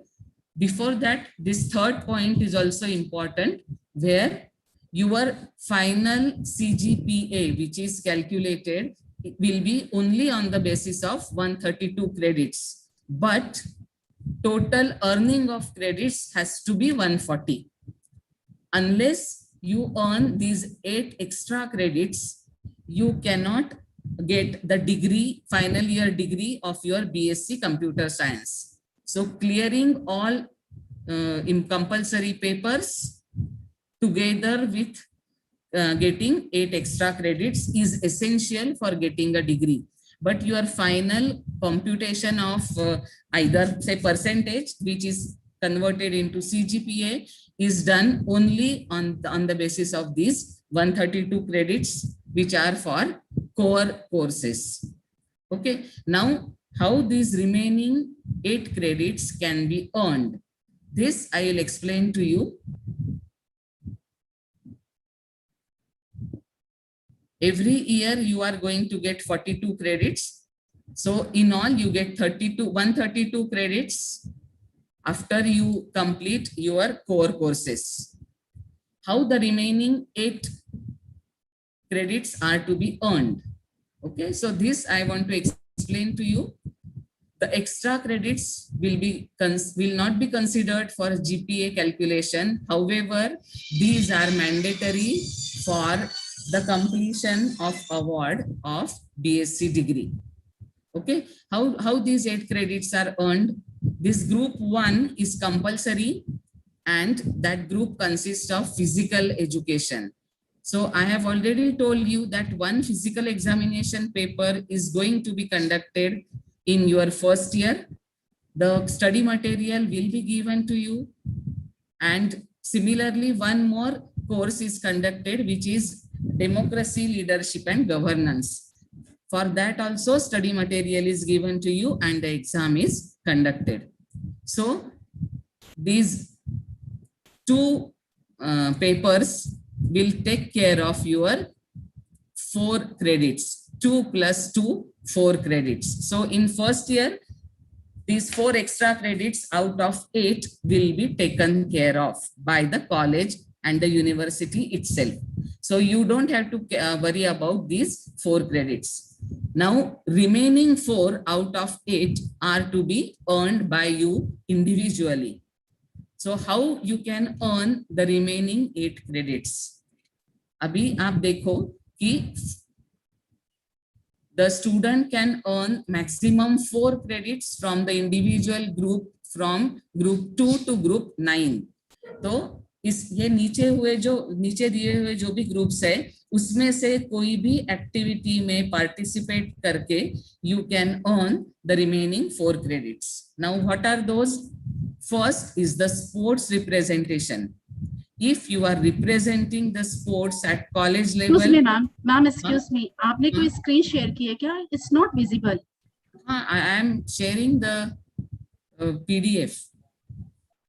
Ma'am, it is not visible. It is not visible? No, ma'am. Okay. So let me. Your PPT is displayed. Okay. Okay. I will stop it. Stop sharing the screen. And then again, I'll share the screen with the circular from the university. Okay, so nothing was visible above from this circular. Madam, please let me know. Now is it visible? Yes, ma'am. It is visible now. Okay. Yes, ma'am. So students, now is it clear what I told you till now? Can anybody unmute yourself and tell me, or otherwise I will explain again. Please unmute somebody and please let me know. I am displaying a University of Pune SPPU circular regarding your choice-based credit system. Your course is divided into three parts: first year, second year, and third year. Okay. For every year, you have some core courses, and for that you earn 44 credits. This I have already explained to you. Okay, 44 credits you earn if you clear all the subjects for that year. So in this way, the moment you complete the 3 years graduation course, you will be getting 132 credits from the compulsory core courses. But you will get degree only when you earn total credits of 140. So how to get the remaining 8 credits, that I was trying to explain. 132 credits you earn when you clear all core courses or compulsory papers. But for getting the degree, you have to earn 8 more credits, and how those 8 more credits can be earned, that I was trying to elaborate from the university circular. 132 credits you get from the core courses and remaining 8. ये 132 credits जो है, they will decide your grade at the final examination. But you will get the degree only when you earn those extra 8 credits, out of which 4 credits are already taken care of in first year, which are physical education. For physical education, you get 2 credits. The study material is given or provided by the college, and one examination is taken on the basis of that study material, and you get 2 credits for physical education. Similarly, study material is provided for leadership, governance, and democracy part, and for that also you get 2 credits. So out of 8 credits which are remaining, out of 8 credits which are remaining, 4 credits are taken care of in the first year itself. Now you have to look for remaining 4 credits in the course of 3 years. Now, how to get the remaining 4 credits during the course of 3 years? Okay, so that you have to do from the remaining groups. A physical education part is compulsory. Remaining part you have to look for from the remaining groups. You can either represent in any sports activities, and if you represent the college in sports activity, you get 1 credit. Okay, and if you represent the same sports activity at university or state level, then you get 2 credits. So if you are a sports person, you will be provided with the proper certificate, and that certificate has to be submitted to your class coordinator, and you will get these extra credits credited on your name. So if you are a sports person, you can get maximum 2 credits for representation at university or college level. Or yesterday, these 2 things were discussed with you, NCC and or NSS. You can either join NCC, and if you join NCC and participate in the annual camp, you get 1 credit. If you are participating in National Social Service Scheme and you participate in the camp, still you get 1 credit. अगर आपने NCC या NSS में NCC में B certificate या तो C certificate आपको award किया है, कल शाकिर सर ने आपको बताया है कि if you appear for B certificate और C certificate examination, you get those certificates and you get extra 2 credits if you get these certificates, and maximum of 4 credits you can get from either NCC or NSS if you are representing the Maharashtra state for Republic Day parade. So if you are participating in Republic Day parade, कल उसका video clip भी दिखाया था आपको Shakir sir ने. So if you are representing Maharashtra for Republic Day parade either in NSS or NCC, you get maximum 4 credits. तो ये 4 credits में पहले के 1 या 2 credits add नहीं होते.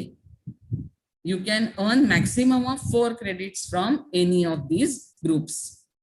तो एक है you represent your college or university and sport and state in sports, or you participate in either NCC or NSS, still you can earn the credits.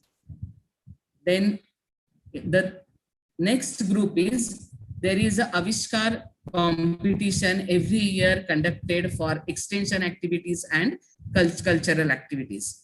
You can search for this Avishkar competition and you can check what activities are conducted under the Avishkar, and if you try to participate in this, you get 1 credit for that. अगर आपका participation अच्छा रहा and you get selected at university level, you get 2 credits, and if you represent, if you are a winner at the state level, then you get maximum 4 credits. So you can even earn 4 credits from cultural activity participation, but at the highest level. Just participation at college level, you will get only 1 credit. If you keep on winning and you win at university level or state level, then the credits go on increasing. So you can try to earn the remaining credits from either this or those who are, say, study bugs and who are interested in research. What you can do is you can write a research paper and present it at either state or national level. This you can very easily do after your 2nd year or during the 3rd year course. So you earn 1 credit if you write a research paper or present a research paper for state or national level presentation. You can present your papers in different groups or different conferences or seminars, and you can earn those credits. You can present your papers in conferences or seminars, and if you present your paper at international level, you earn 2 credits. So those who are interested in research, they can earn those extra credits from research also. Another way of getting of earning these credits is you can participate in summer school programs or short-term courses which should be at least a week's duration. This you keep in mind. 1 दिन का 2 दिन का summer school या programme या short term course attend किया तो you don't earn any credits. These short term courses are to be of at least a week, and then you can earn 3 credits for that. So for such things, you can always, if you are not a sports enthusiast, if you are not interested in NCC or NSS, or if you are not even a research enthusiast, then you can attend short-term courses which are of at least 1 week duration. These you can always do during your vacation timing, and you can earn the remaining credits. See to it that you get a proper certificate for these courses. Okay. Another way is you participate in scientific surveys or social surveys, and you can earn 2 credits. Then one more way by which you can earn the credits is by field visits, study tours, industrial visits, participation in curricular and co-curricular competitions. You can represent your college in curricular and co-curricular competitions and still earn 1 credit for these activities. And lastly, this is also one good way of earning your credits. You can go for online certificate courses or MOOC courses or career advancement courses up to 4 credits. तो अगर आपने कोई भी एक course कर लिया, this is a massive online, these are online courses which are conducted. You can go through those courses, you can participate in those courses, and they should also be again minimum of 10 hours for 1 credit.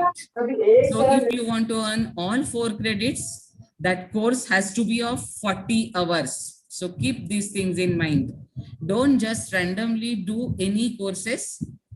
Go through this circular again, or if you are interested, you can contact me later on also, and I will let you know how many credits you earn from each of the courses. But do plan your 3 years BSc course and plan it accordingly so that you can earn those extra credits, and then at the end of 3 years, you will get your degree. Passing in those core courses is not enough to get the degree.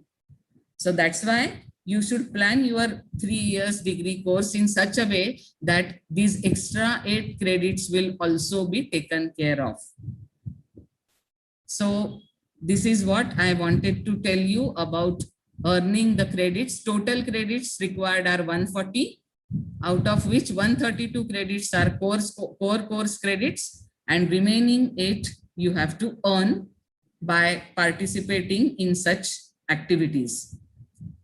So I'll stop sharing the screen now, and if any of the students have any difficulty, please you can unmute yourself and ask.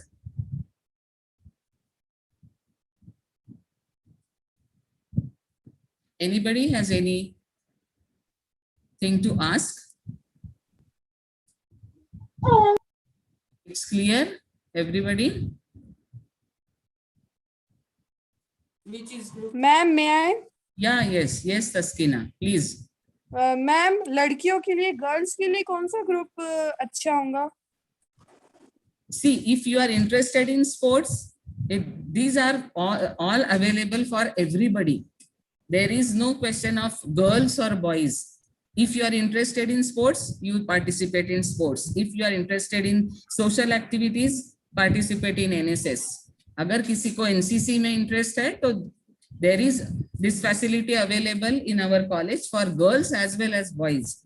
अगर इसमें से कोई भी नहीं है, तो you can go for writing research papers, or another easiest way is you can plan for short-term courses and online courses during vacation timing. Okay, that is the easiest way, but you should see to it that it is of adequate duration and it has to be accepted by the university. So before doing any such courses, you can contact me or any of your teachers, because I am the coordinator of Division B, and Saleha Mullah Madam is the coordinator for Division A. You can contact us and get it cleared whether these courses are approved, so that once you do those courses, you can easily earn those remaining credits. I think 4 credits are already taken care of. You just have to do one good course, which will be helpful for computer science. So you can try for any of those courses, and then you can earn the remaining 4 credits. Ma'am, Okay, can you please forward that PDF on the group? PDF, yeah, I will forward it in our official groups later on. Division A. Huh? Yeah, whatever, A or B. Okay. I will forward that PDF in both the groups. I'll share it in due course, maybe either today, after some time, or by tomorrow. Okay. That is available on university website also. Don't worry, but I will share. Any other thing? Anybody has to ask?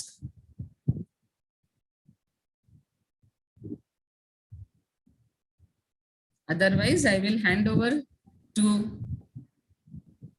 Mr. Irfan Chogle for further proceedings. Anybody wants to ask anything or no? Thank you, ma'am. No doubt.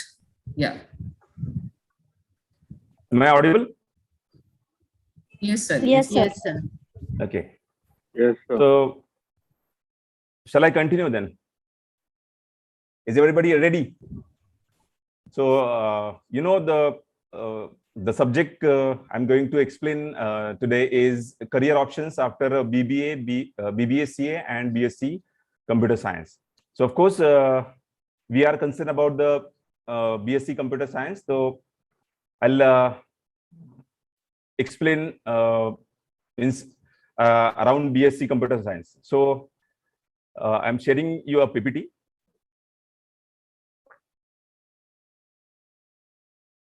Just ping me if my PPT is visible.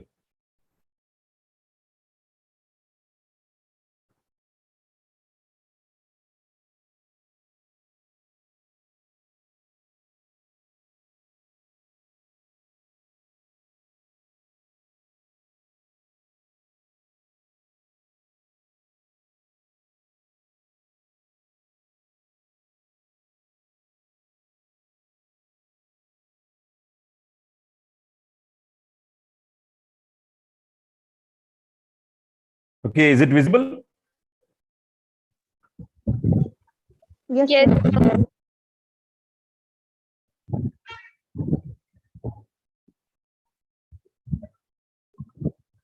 Yep. So today's topic is career options after BBA, BBA CA and BSc Computer Science. Of course, I have mentioned these three courses, but you are only concerned with the BSc Computer Science. But after BSc Computer Science, on all of these courses I have mentioned here, you all will come to the same place, means in information technology industry. So you will become a part of information technology industry after completing these of the mentioned courses. So my name is Irfan Chogle. I'm an assistant professor at Pune College in Department of Computer Science. I have 14 plus years of experience in training and development. I mentioned development here because I have developed some softwares and websites also. So it's my specialized area. So the first is you all are in first year, right? So before means going to the detailed career or the expert career in information technology, I would like to share you that how to manage your career in early stages. See, right? Means you are starting your career from FIBSc Computer Science. So managing your career at early stage is very important, and understanding your career, because once you complete your 4 or 5 years of education, then it will be very difficult to choose a career or to think about a career or think about your life. So this is very good time, or I can say it is a right time to think about your career. This is very early stage of your starting of your career. So managing your career at early stage, this is the first topic.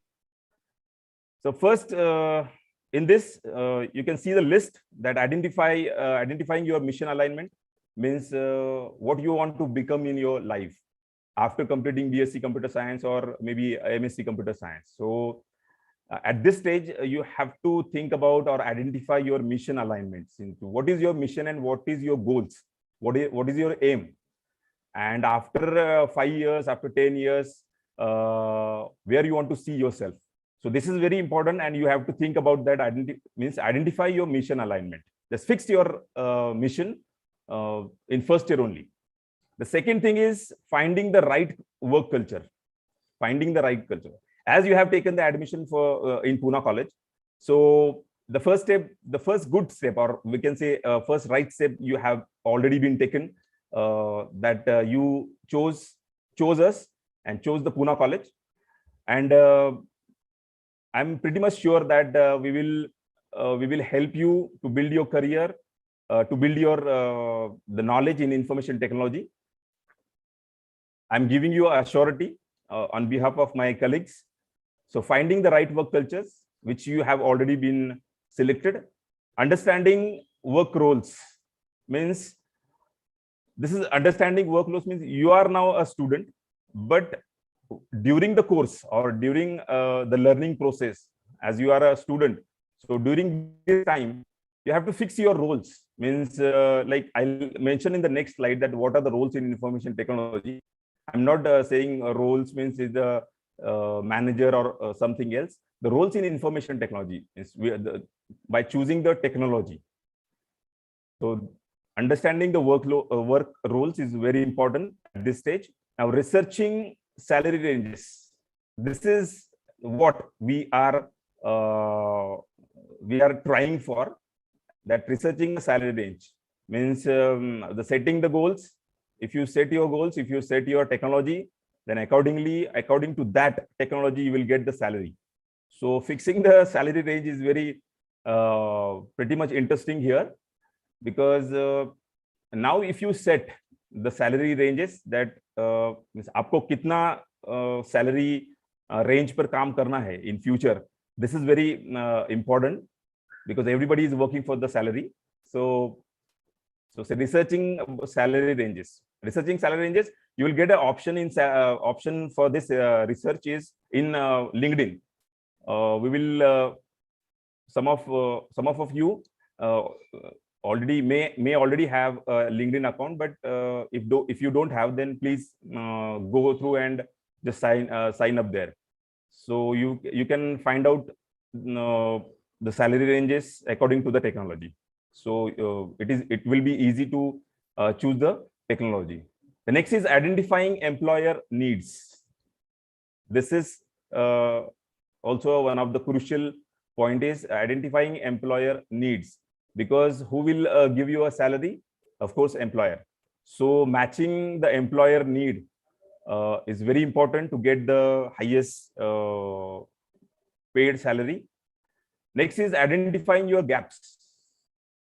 You know the gaps. हम लोग को हमारे weaknesses, हमारा strength हमको पता होना चाहिए, या पता होते हैं हमको, हम किसी को बताते नहीं है वो. So identifying your gaps in early stage is very important. और वो gap हमको आगे जाकर, जैसे हम second year, third year, BSc Computer Science, MSc Computer Science, we should minimize, we should gradualize these gaps or weaknesses is also important in this learning process. Strengthening your skills. Of course, this is the lifelong process, strengthening your skills. Each day you have to learn something new. Each day you have to learn something in a new technology or new knowledge. So strengthening your skills will give you your dream salary or your dream job. Next is building experience outside of academia. This is a very important point in 21st century, that building experience outside of academia. You just not stick to your academia. आप सिर्फ आपका lectures, आपका college and this daily routine जो है आपका, उससे आपको बाहर आना पड़ेगा. You have to just think about out of the box.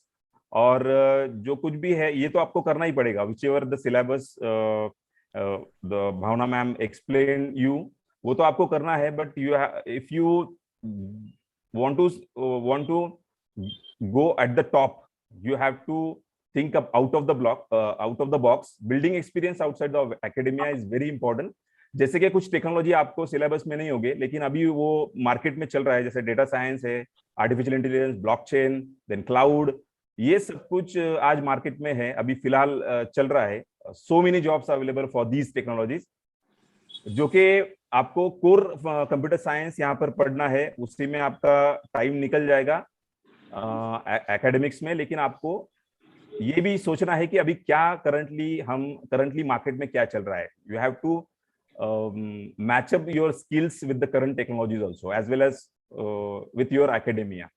Next is evaluating degree platforms based on ROI, return on investment. अभी ये तो आपने देखो ये प्रोसेस तो आपने पूरा कंप्लीट किया है। डिग्री प्लेटफॉर्म तो आपने चूज किया है, BSc computer science. After 3 years you will become a degree, you will get a degree of BSc computer science. On the basis of that you can also get a job. आप लोग अगर higher studies करना चाहते हैं तो there are also options, MBA है, MSc computer science है, तो वो आप कर सकते हो।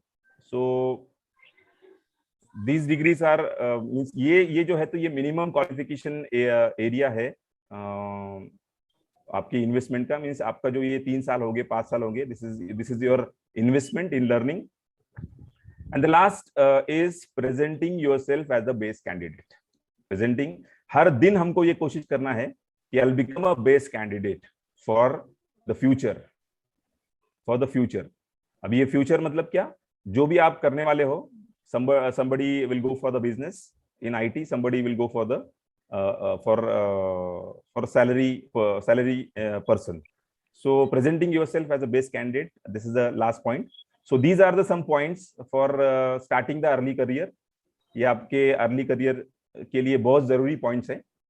Now the next, moving to the next is creating career plan. देखो क्या होता है, बहुत ऐसा होता है कि हम 5 साल बाद, हमारे ग्रेजुएशन के बाद, पोस्ट ग्रेजुएशन के बाद हम प्लान करते हैं या फिर सोचते हैं करियर के बारे में। And now let's make a career plan, जो कि 5 साल हमारे पास बहुत वक्त है, ये 5 साल में हम हमारा करियर प्लान अच्छे से कर सकते हैं।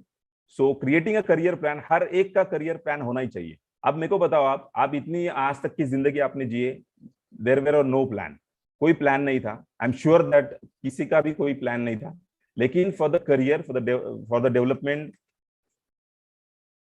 क्या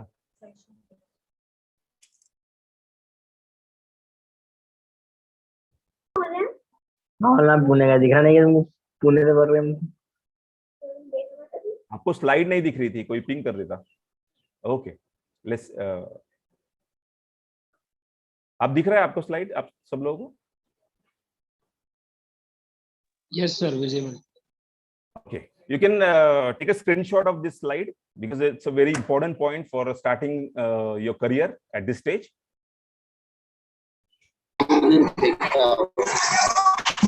Have you taken the screenshot?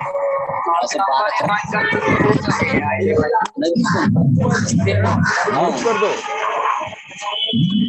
Petrol का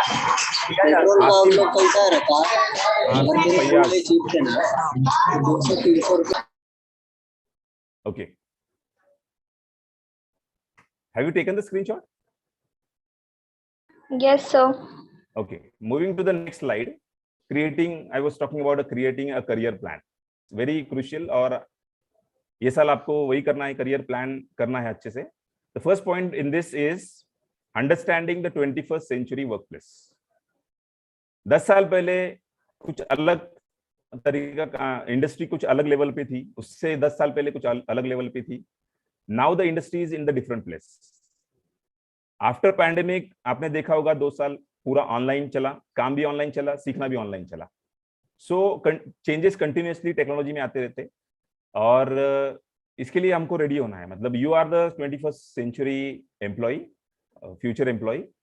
सो understanding the 21st century place. 10 साल पहले आर्टिफिशियल इंटेलिजेंस नहीं था, ब्लॉकचेन नहीं था, क्लाउड नहीं था, ठीक है। सो ये कंटिन्यूसली आपको उसके हिसाब से चेंज होना पड़ेगा, ठीक है। इसीलिए मैं बोला कि आउट ऑफ द बॉक्स आपको सोचना पड़ेगा, सिर्फ एकेडमिक को स्टिक होकर नहीं चलेगा आपको। Now the second is self marketing. It's a very important thing. इतना कंपटीशन है कि आपको आपका सेल्फ मार्केटिंग करना पड़ेगा। यहाँ पर व्हाट स्किल्स यू नो, ये स्किल्स आपको बताना पड़ेंगे, बिकॉज कंपटीशन रहने की वजह से आप स्किल होकर भी आप पीछे रह जाओगे। इसलिए self marketing is very important. अभी ये देखो, ये पॉइंट्स मैं आपको बता रहा हूँ, आगे जाकर मैं आपको इसके डिटेल में भी आपको बताने वाला हूँ कि कैसे रेडी होना है आपको, फ्यूचर रेडी कैसे होना है, कि 21st सेंचुरी का वर्क प्लेस कैसा है, इसका कल्चर कैसा है। दैट ये अभी आज का जो है तो ब्रीफ है। ये हर एक चीज पर, हर एक पॉइंट पर we can go in detail, हम लोग डिटेल में भी देख सकते हैं। ओके, अगर आप इंटरेस्टेड हो तो आप आगे जाकर मुझे बता सकते हो कि सर इसके ऊपर एक वेबिनार होना चाहिए, तो will plan for it. So self marketing is important. Third is identifying your monetisable passion. What is monetisable? देखो आपका डायरेक्शन सही होना जरूरी है। बहुत सारे कोर्सेज से, बहुत सारे कोर्सेज से, लर्निंग मटेरियल से, ऑनलाइन सब कुछ है, लेकिन आपको आइडेंटिफाई करना पड़ेगा कि इसमें से गार्बेज कौन सा है और इसमें से मोनेटाइजेबल कौन सा है। गार्बेज मतलब कुछ स्किल ऐसे होते हैं जिसका कोई यूज नहीं होता, लेकिन हम उसके अंदर टाइम स्पेंड कर देते हैं। ठीक है, तो ऐसे स्किल हमको सीखना है that we can monetise it, जिससे हमको इकोनॉमिकली हमको उसका फायदा हो। और सीधी बात है, आपने कंप्यूटर साइंस चूज किया है, ये इंडस्ट्री चूज की है, तो you are thinking about money. So identifying your monetisable passion. ठीक है, मतलब आपके पैशन जो है कैसे होने चाहिए अभी, programmer, software engineer, cloud expert, ठीक है, एआई एक्सपर्ट, ऐसे आपके पैशन आपको फाइंड आउट करना पड़ेंगे अपने आप के अंदर के, कि हम मेरा इंटरेस्ट किस में है और ये मैं स्किल को मैं मोनेटाइज कैसे कर सकता हूँ। ठीक है, कुछ लोग वेब डेवलपमेंट ये मेरा पैशन है, और वेब डेवलपमेंट ये पैशन के साथ साथ I can monetise this my passion. तो ऐसा पैशन रखो एक कि जिससे कि आप क्या कर सको, उसे मोनेटाइज कर सको। ठीक है, so identifying your monetisable passion is very important, और इसको ये कंसिस्टेंटली आपको करते जाना है, 1 year, 2nd year, 3rd year, ये करते जाना है आपको। Now the next is knowing how to interview well. ठीक है, इसके ऊपर एक बड़ा सेशन हो सकता है। मिसेस जहानारा पठान मैम इसके अंदर आपको बहुत अच्छे से एक्सप्लेन कर सकते हैं, और बहुत सारे अलग अलग एक्सपर्टाइज टीचर्स है जिनका डोमेन अलग अलग है। So after starting your academics हम ये प्लान कर सकते हैं। ऑफ कोर्स आपका इसमें इंटरेस्ट होना चाहिए, एंड आपका फॉलोअप होना चाहिए। ठीक है, अब द नेक्स्ट इज नेटवर्किंग। अभी नेटवर्किंग तो आप करते ही हो, फेसबुक, इंस्टाग्राम, तो ये नेटवर्किंग नहीं करना है। ठीक है, ये नेटवर्किंग के बारे में मैं नहीं बोल रहा हूँ। ये आपको पता है, व्हाट्सएप है, इंस्टाग्राम है, फेसबुक है, these are the social networking. एक लिंक्डइन करके प्लेटफॉर्म है, इससे आप क्या कर सकते हो, आपके स्किलफुल लोग वहां पर है, उन लोगों से आप क्या कर सकते हो, नेटवर्क बना सकते हो। And networking is very very important in 21st century work place. ठीक है, सब कुछ नेटवर्किंग से मिलेगा आपको, पैसा नेटवर्किंग से मिलेगा आपको, फ्यूचर की अपॉर्चुनिटीज बिजनेस नेटवर्किंग से मिलेगा, व्हाटएवर जो भी आप करना चाहते हो आपको नेटवर्किंग से मिलेगा। ठीक है, सो नेटवर्किंग, अगर आपको जॉब करना है तो LinkedIn is a good platform for networking, और बिजनेस करना है तो आपको पता है कि there are lots of options available for, जैसे मल्टी लेवल मार्केटिंग वगैरह होता है, उसमें नेटवर्किंग करते हैं, that is a different domain. The next point is managing your search for work. Managing your search for work मतलब जॉब सर्चिंग। ठीक है, this is also one of the technique, इसके ऊपर पूरा वीडियो मैं एक्सप्लेन करूंगा इंशाल्लाह। Managing your search for work, कि आपको जॉब कैसे सर्च करना है, how to search a job. ठीक है, हाउ टू, बहुत सारी चीजें आपको पता होंगी कि how to make a resume, how to make a resume on, how to make a profile on LinkedIn, Naukri and all that. लेकिन managing your search for work, right search कैसे करना है जॉब के लिए, तो ये भी ये पॉइंट है, ये भी आपको through the year during the course आपको करना है। The next point is negotiating a salary. It's a part of after BSc computer science, ये आपको नेगोशिएट भी कैसा करना है salary. Becoming a life long learner, this is very important for you. ये सभी के लिए नहीं है, as you are a information technology member now, so life long learning बहुत जरूरी है। 10 साल पहले के स्किल अभी नहीं चलते, और 10 साल जाने के बाद वो आज के स्किल नहीं चलने वाले। So becoming a life long learner is a very important. ठीक है, और इसमें आपको ये करियर ऑप्शन में आपको, या फिर ये कोर्स में आपको ये करना ही पड़ेगा। ठीक है, लर्निंग का हैबिट आपको बढ़ाना पड़ेगा। ठीक है, अभी देखो, I am your teacher, but still I am daily I learn something new. Daily मैं कुछ ना कुछ कोर्स कंप्लीट करता हूँ। ठीक है, तो आपको मैं बताऊंगा ये कैसे कैसे डेली लर्निंग कैसे शुरू करना है आउट ऑफ द एकेडेमिया, आपको कौन से ऑप्शंस है। ठीक है, so this is your career plan, this are the some points जो भी मेरे मुझे लगता था कि ये पॉइंट हो सकते हैं for creating a career plan. Take a screenshot. Okay, so moving to the next slide is career option. Basically IT, I'm talking about IT, career option, IT के बारे में. अभी देखो, आफ्टर अभी आपने कोर्स को एडमिशन लिया है, after 3 years you will complete your BSc Computer Science.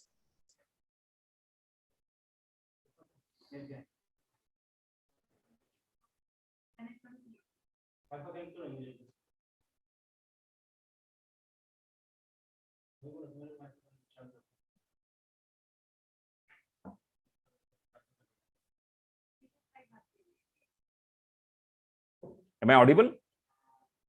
Yes, sir. Okay.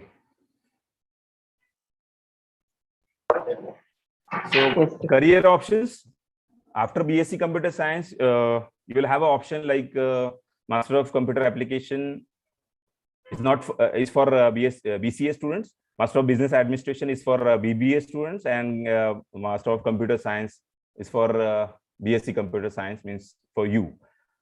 Become a data scientist, become a marketer, learn management, cloud industry, cybersecurity expert,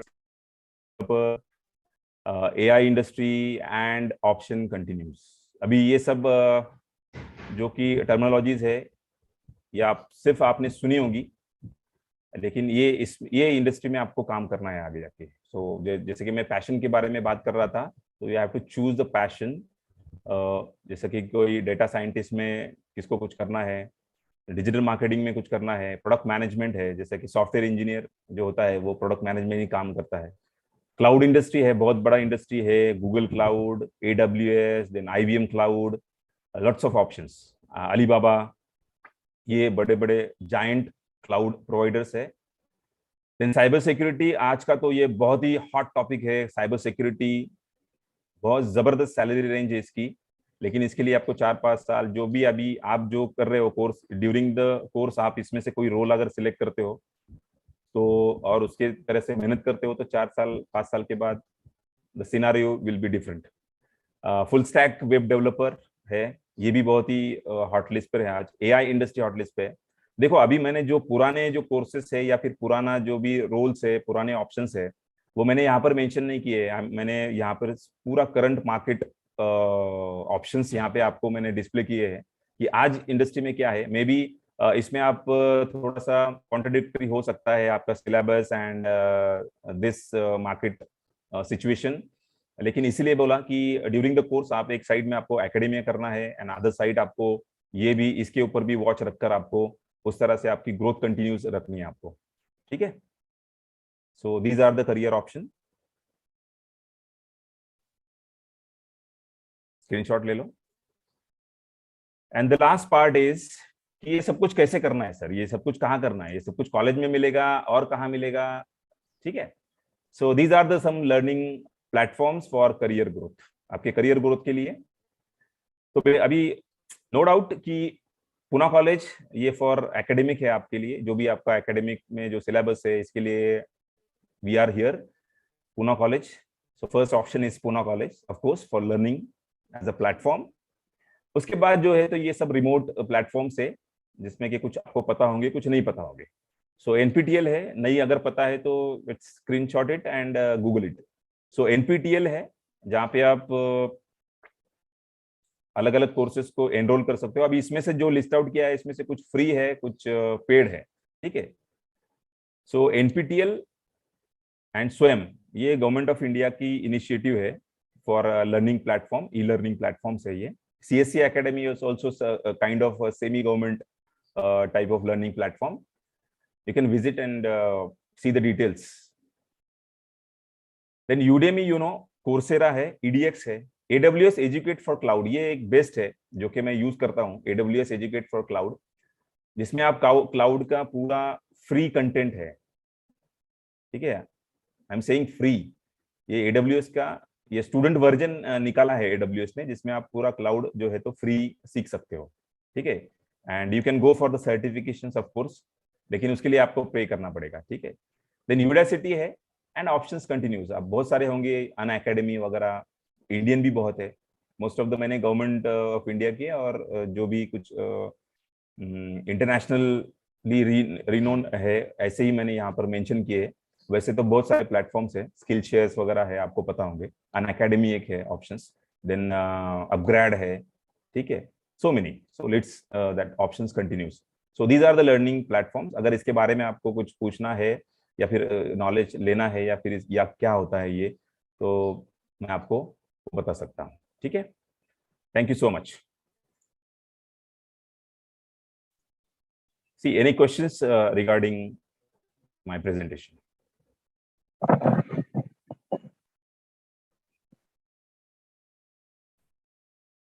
Any questions? Sir, I have a question. Okay, please ask. Sir, can we pursue MCA after BSc Computer Science? No, not at all. It is, I just said that it is for BCA, means BBA CA students.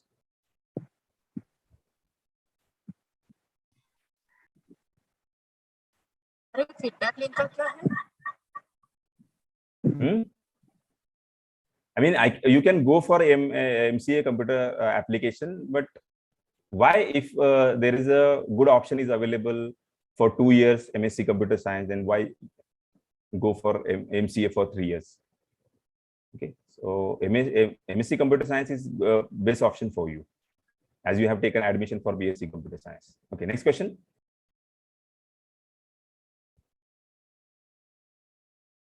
I'm sure that you have a lot of questions. Please ask.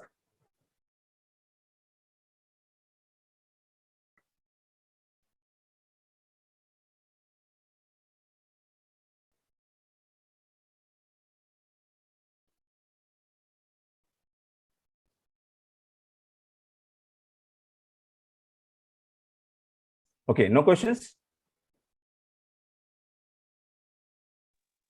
Over to Shabina ma'am. Thank you, Fansal. This is Shada Madam. Now we'll end our session, today's session, and call upon Mr. Deep to propose a vote of thanks. Over to Shraj. Thank you, ma'am. Thank you, ma'am. Am I audible? Yes, you are. Yes. Okay. Assalamu alaikum, everyone, and very warm good noon to all. On behalf of management of YNM, Anjuman Khairul Islam, Pune College of Arts, Science and Commerce, I, Deeksharambh, Assistant Professor of Computer Science Department. It gives me immense pleasure to propose the vote of thanks for today's session. I give a really heartfelt vote of thanks to our Supreme Creator, Almighty Allah, for making today's event a grand success. By blessing and grace, we are able to make the event what it was.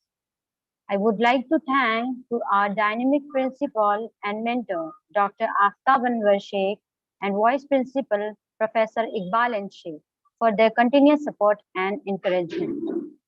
Special thanks to our Head of Department, Dr. Shabana Sheikh Madam, for giving me this opportunity.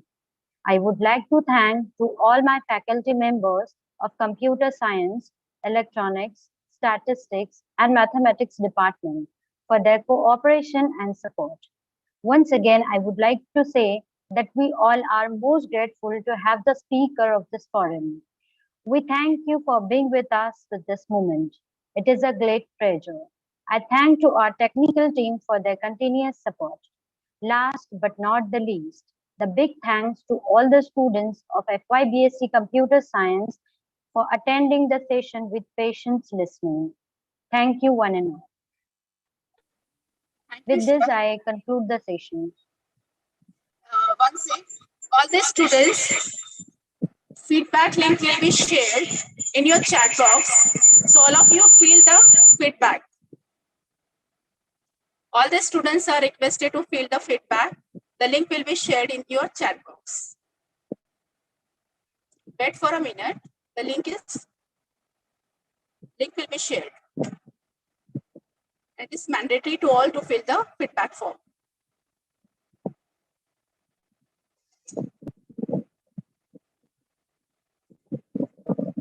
Wait a minute, we are sharing a link.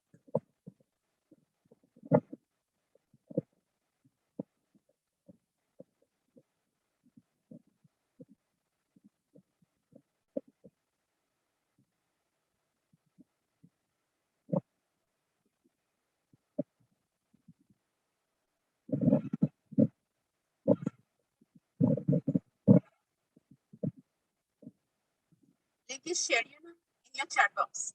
All of you, please.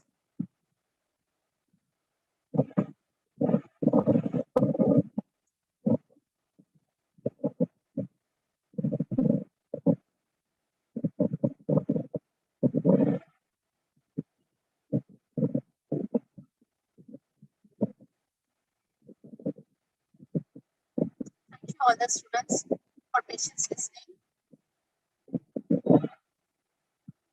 Once you fill the feedback form, you may leave.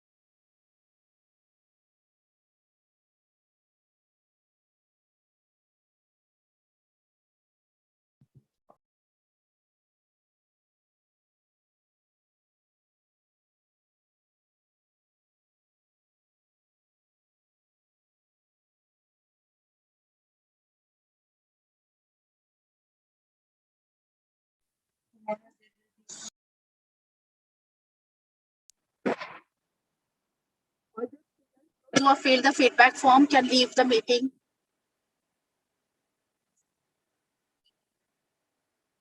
Tomorrow again, there will be a session at 11 o'clock. The link will be shared in your WhatsApp group.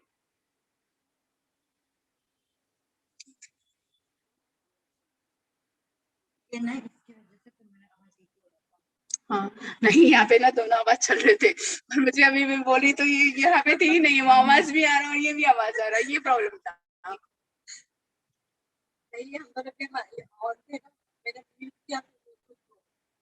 और तुम गए ना तभी चालू था तो वो ना, हाँ अभी बंद है ना, अभी नहीं हो रहा ना।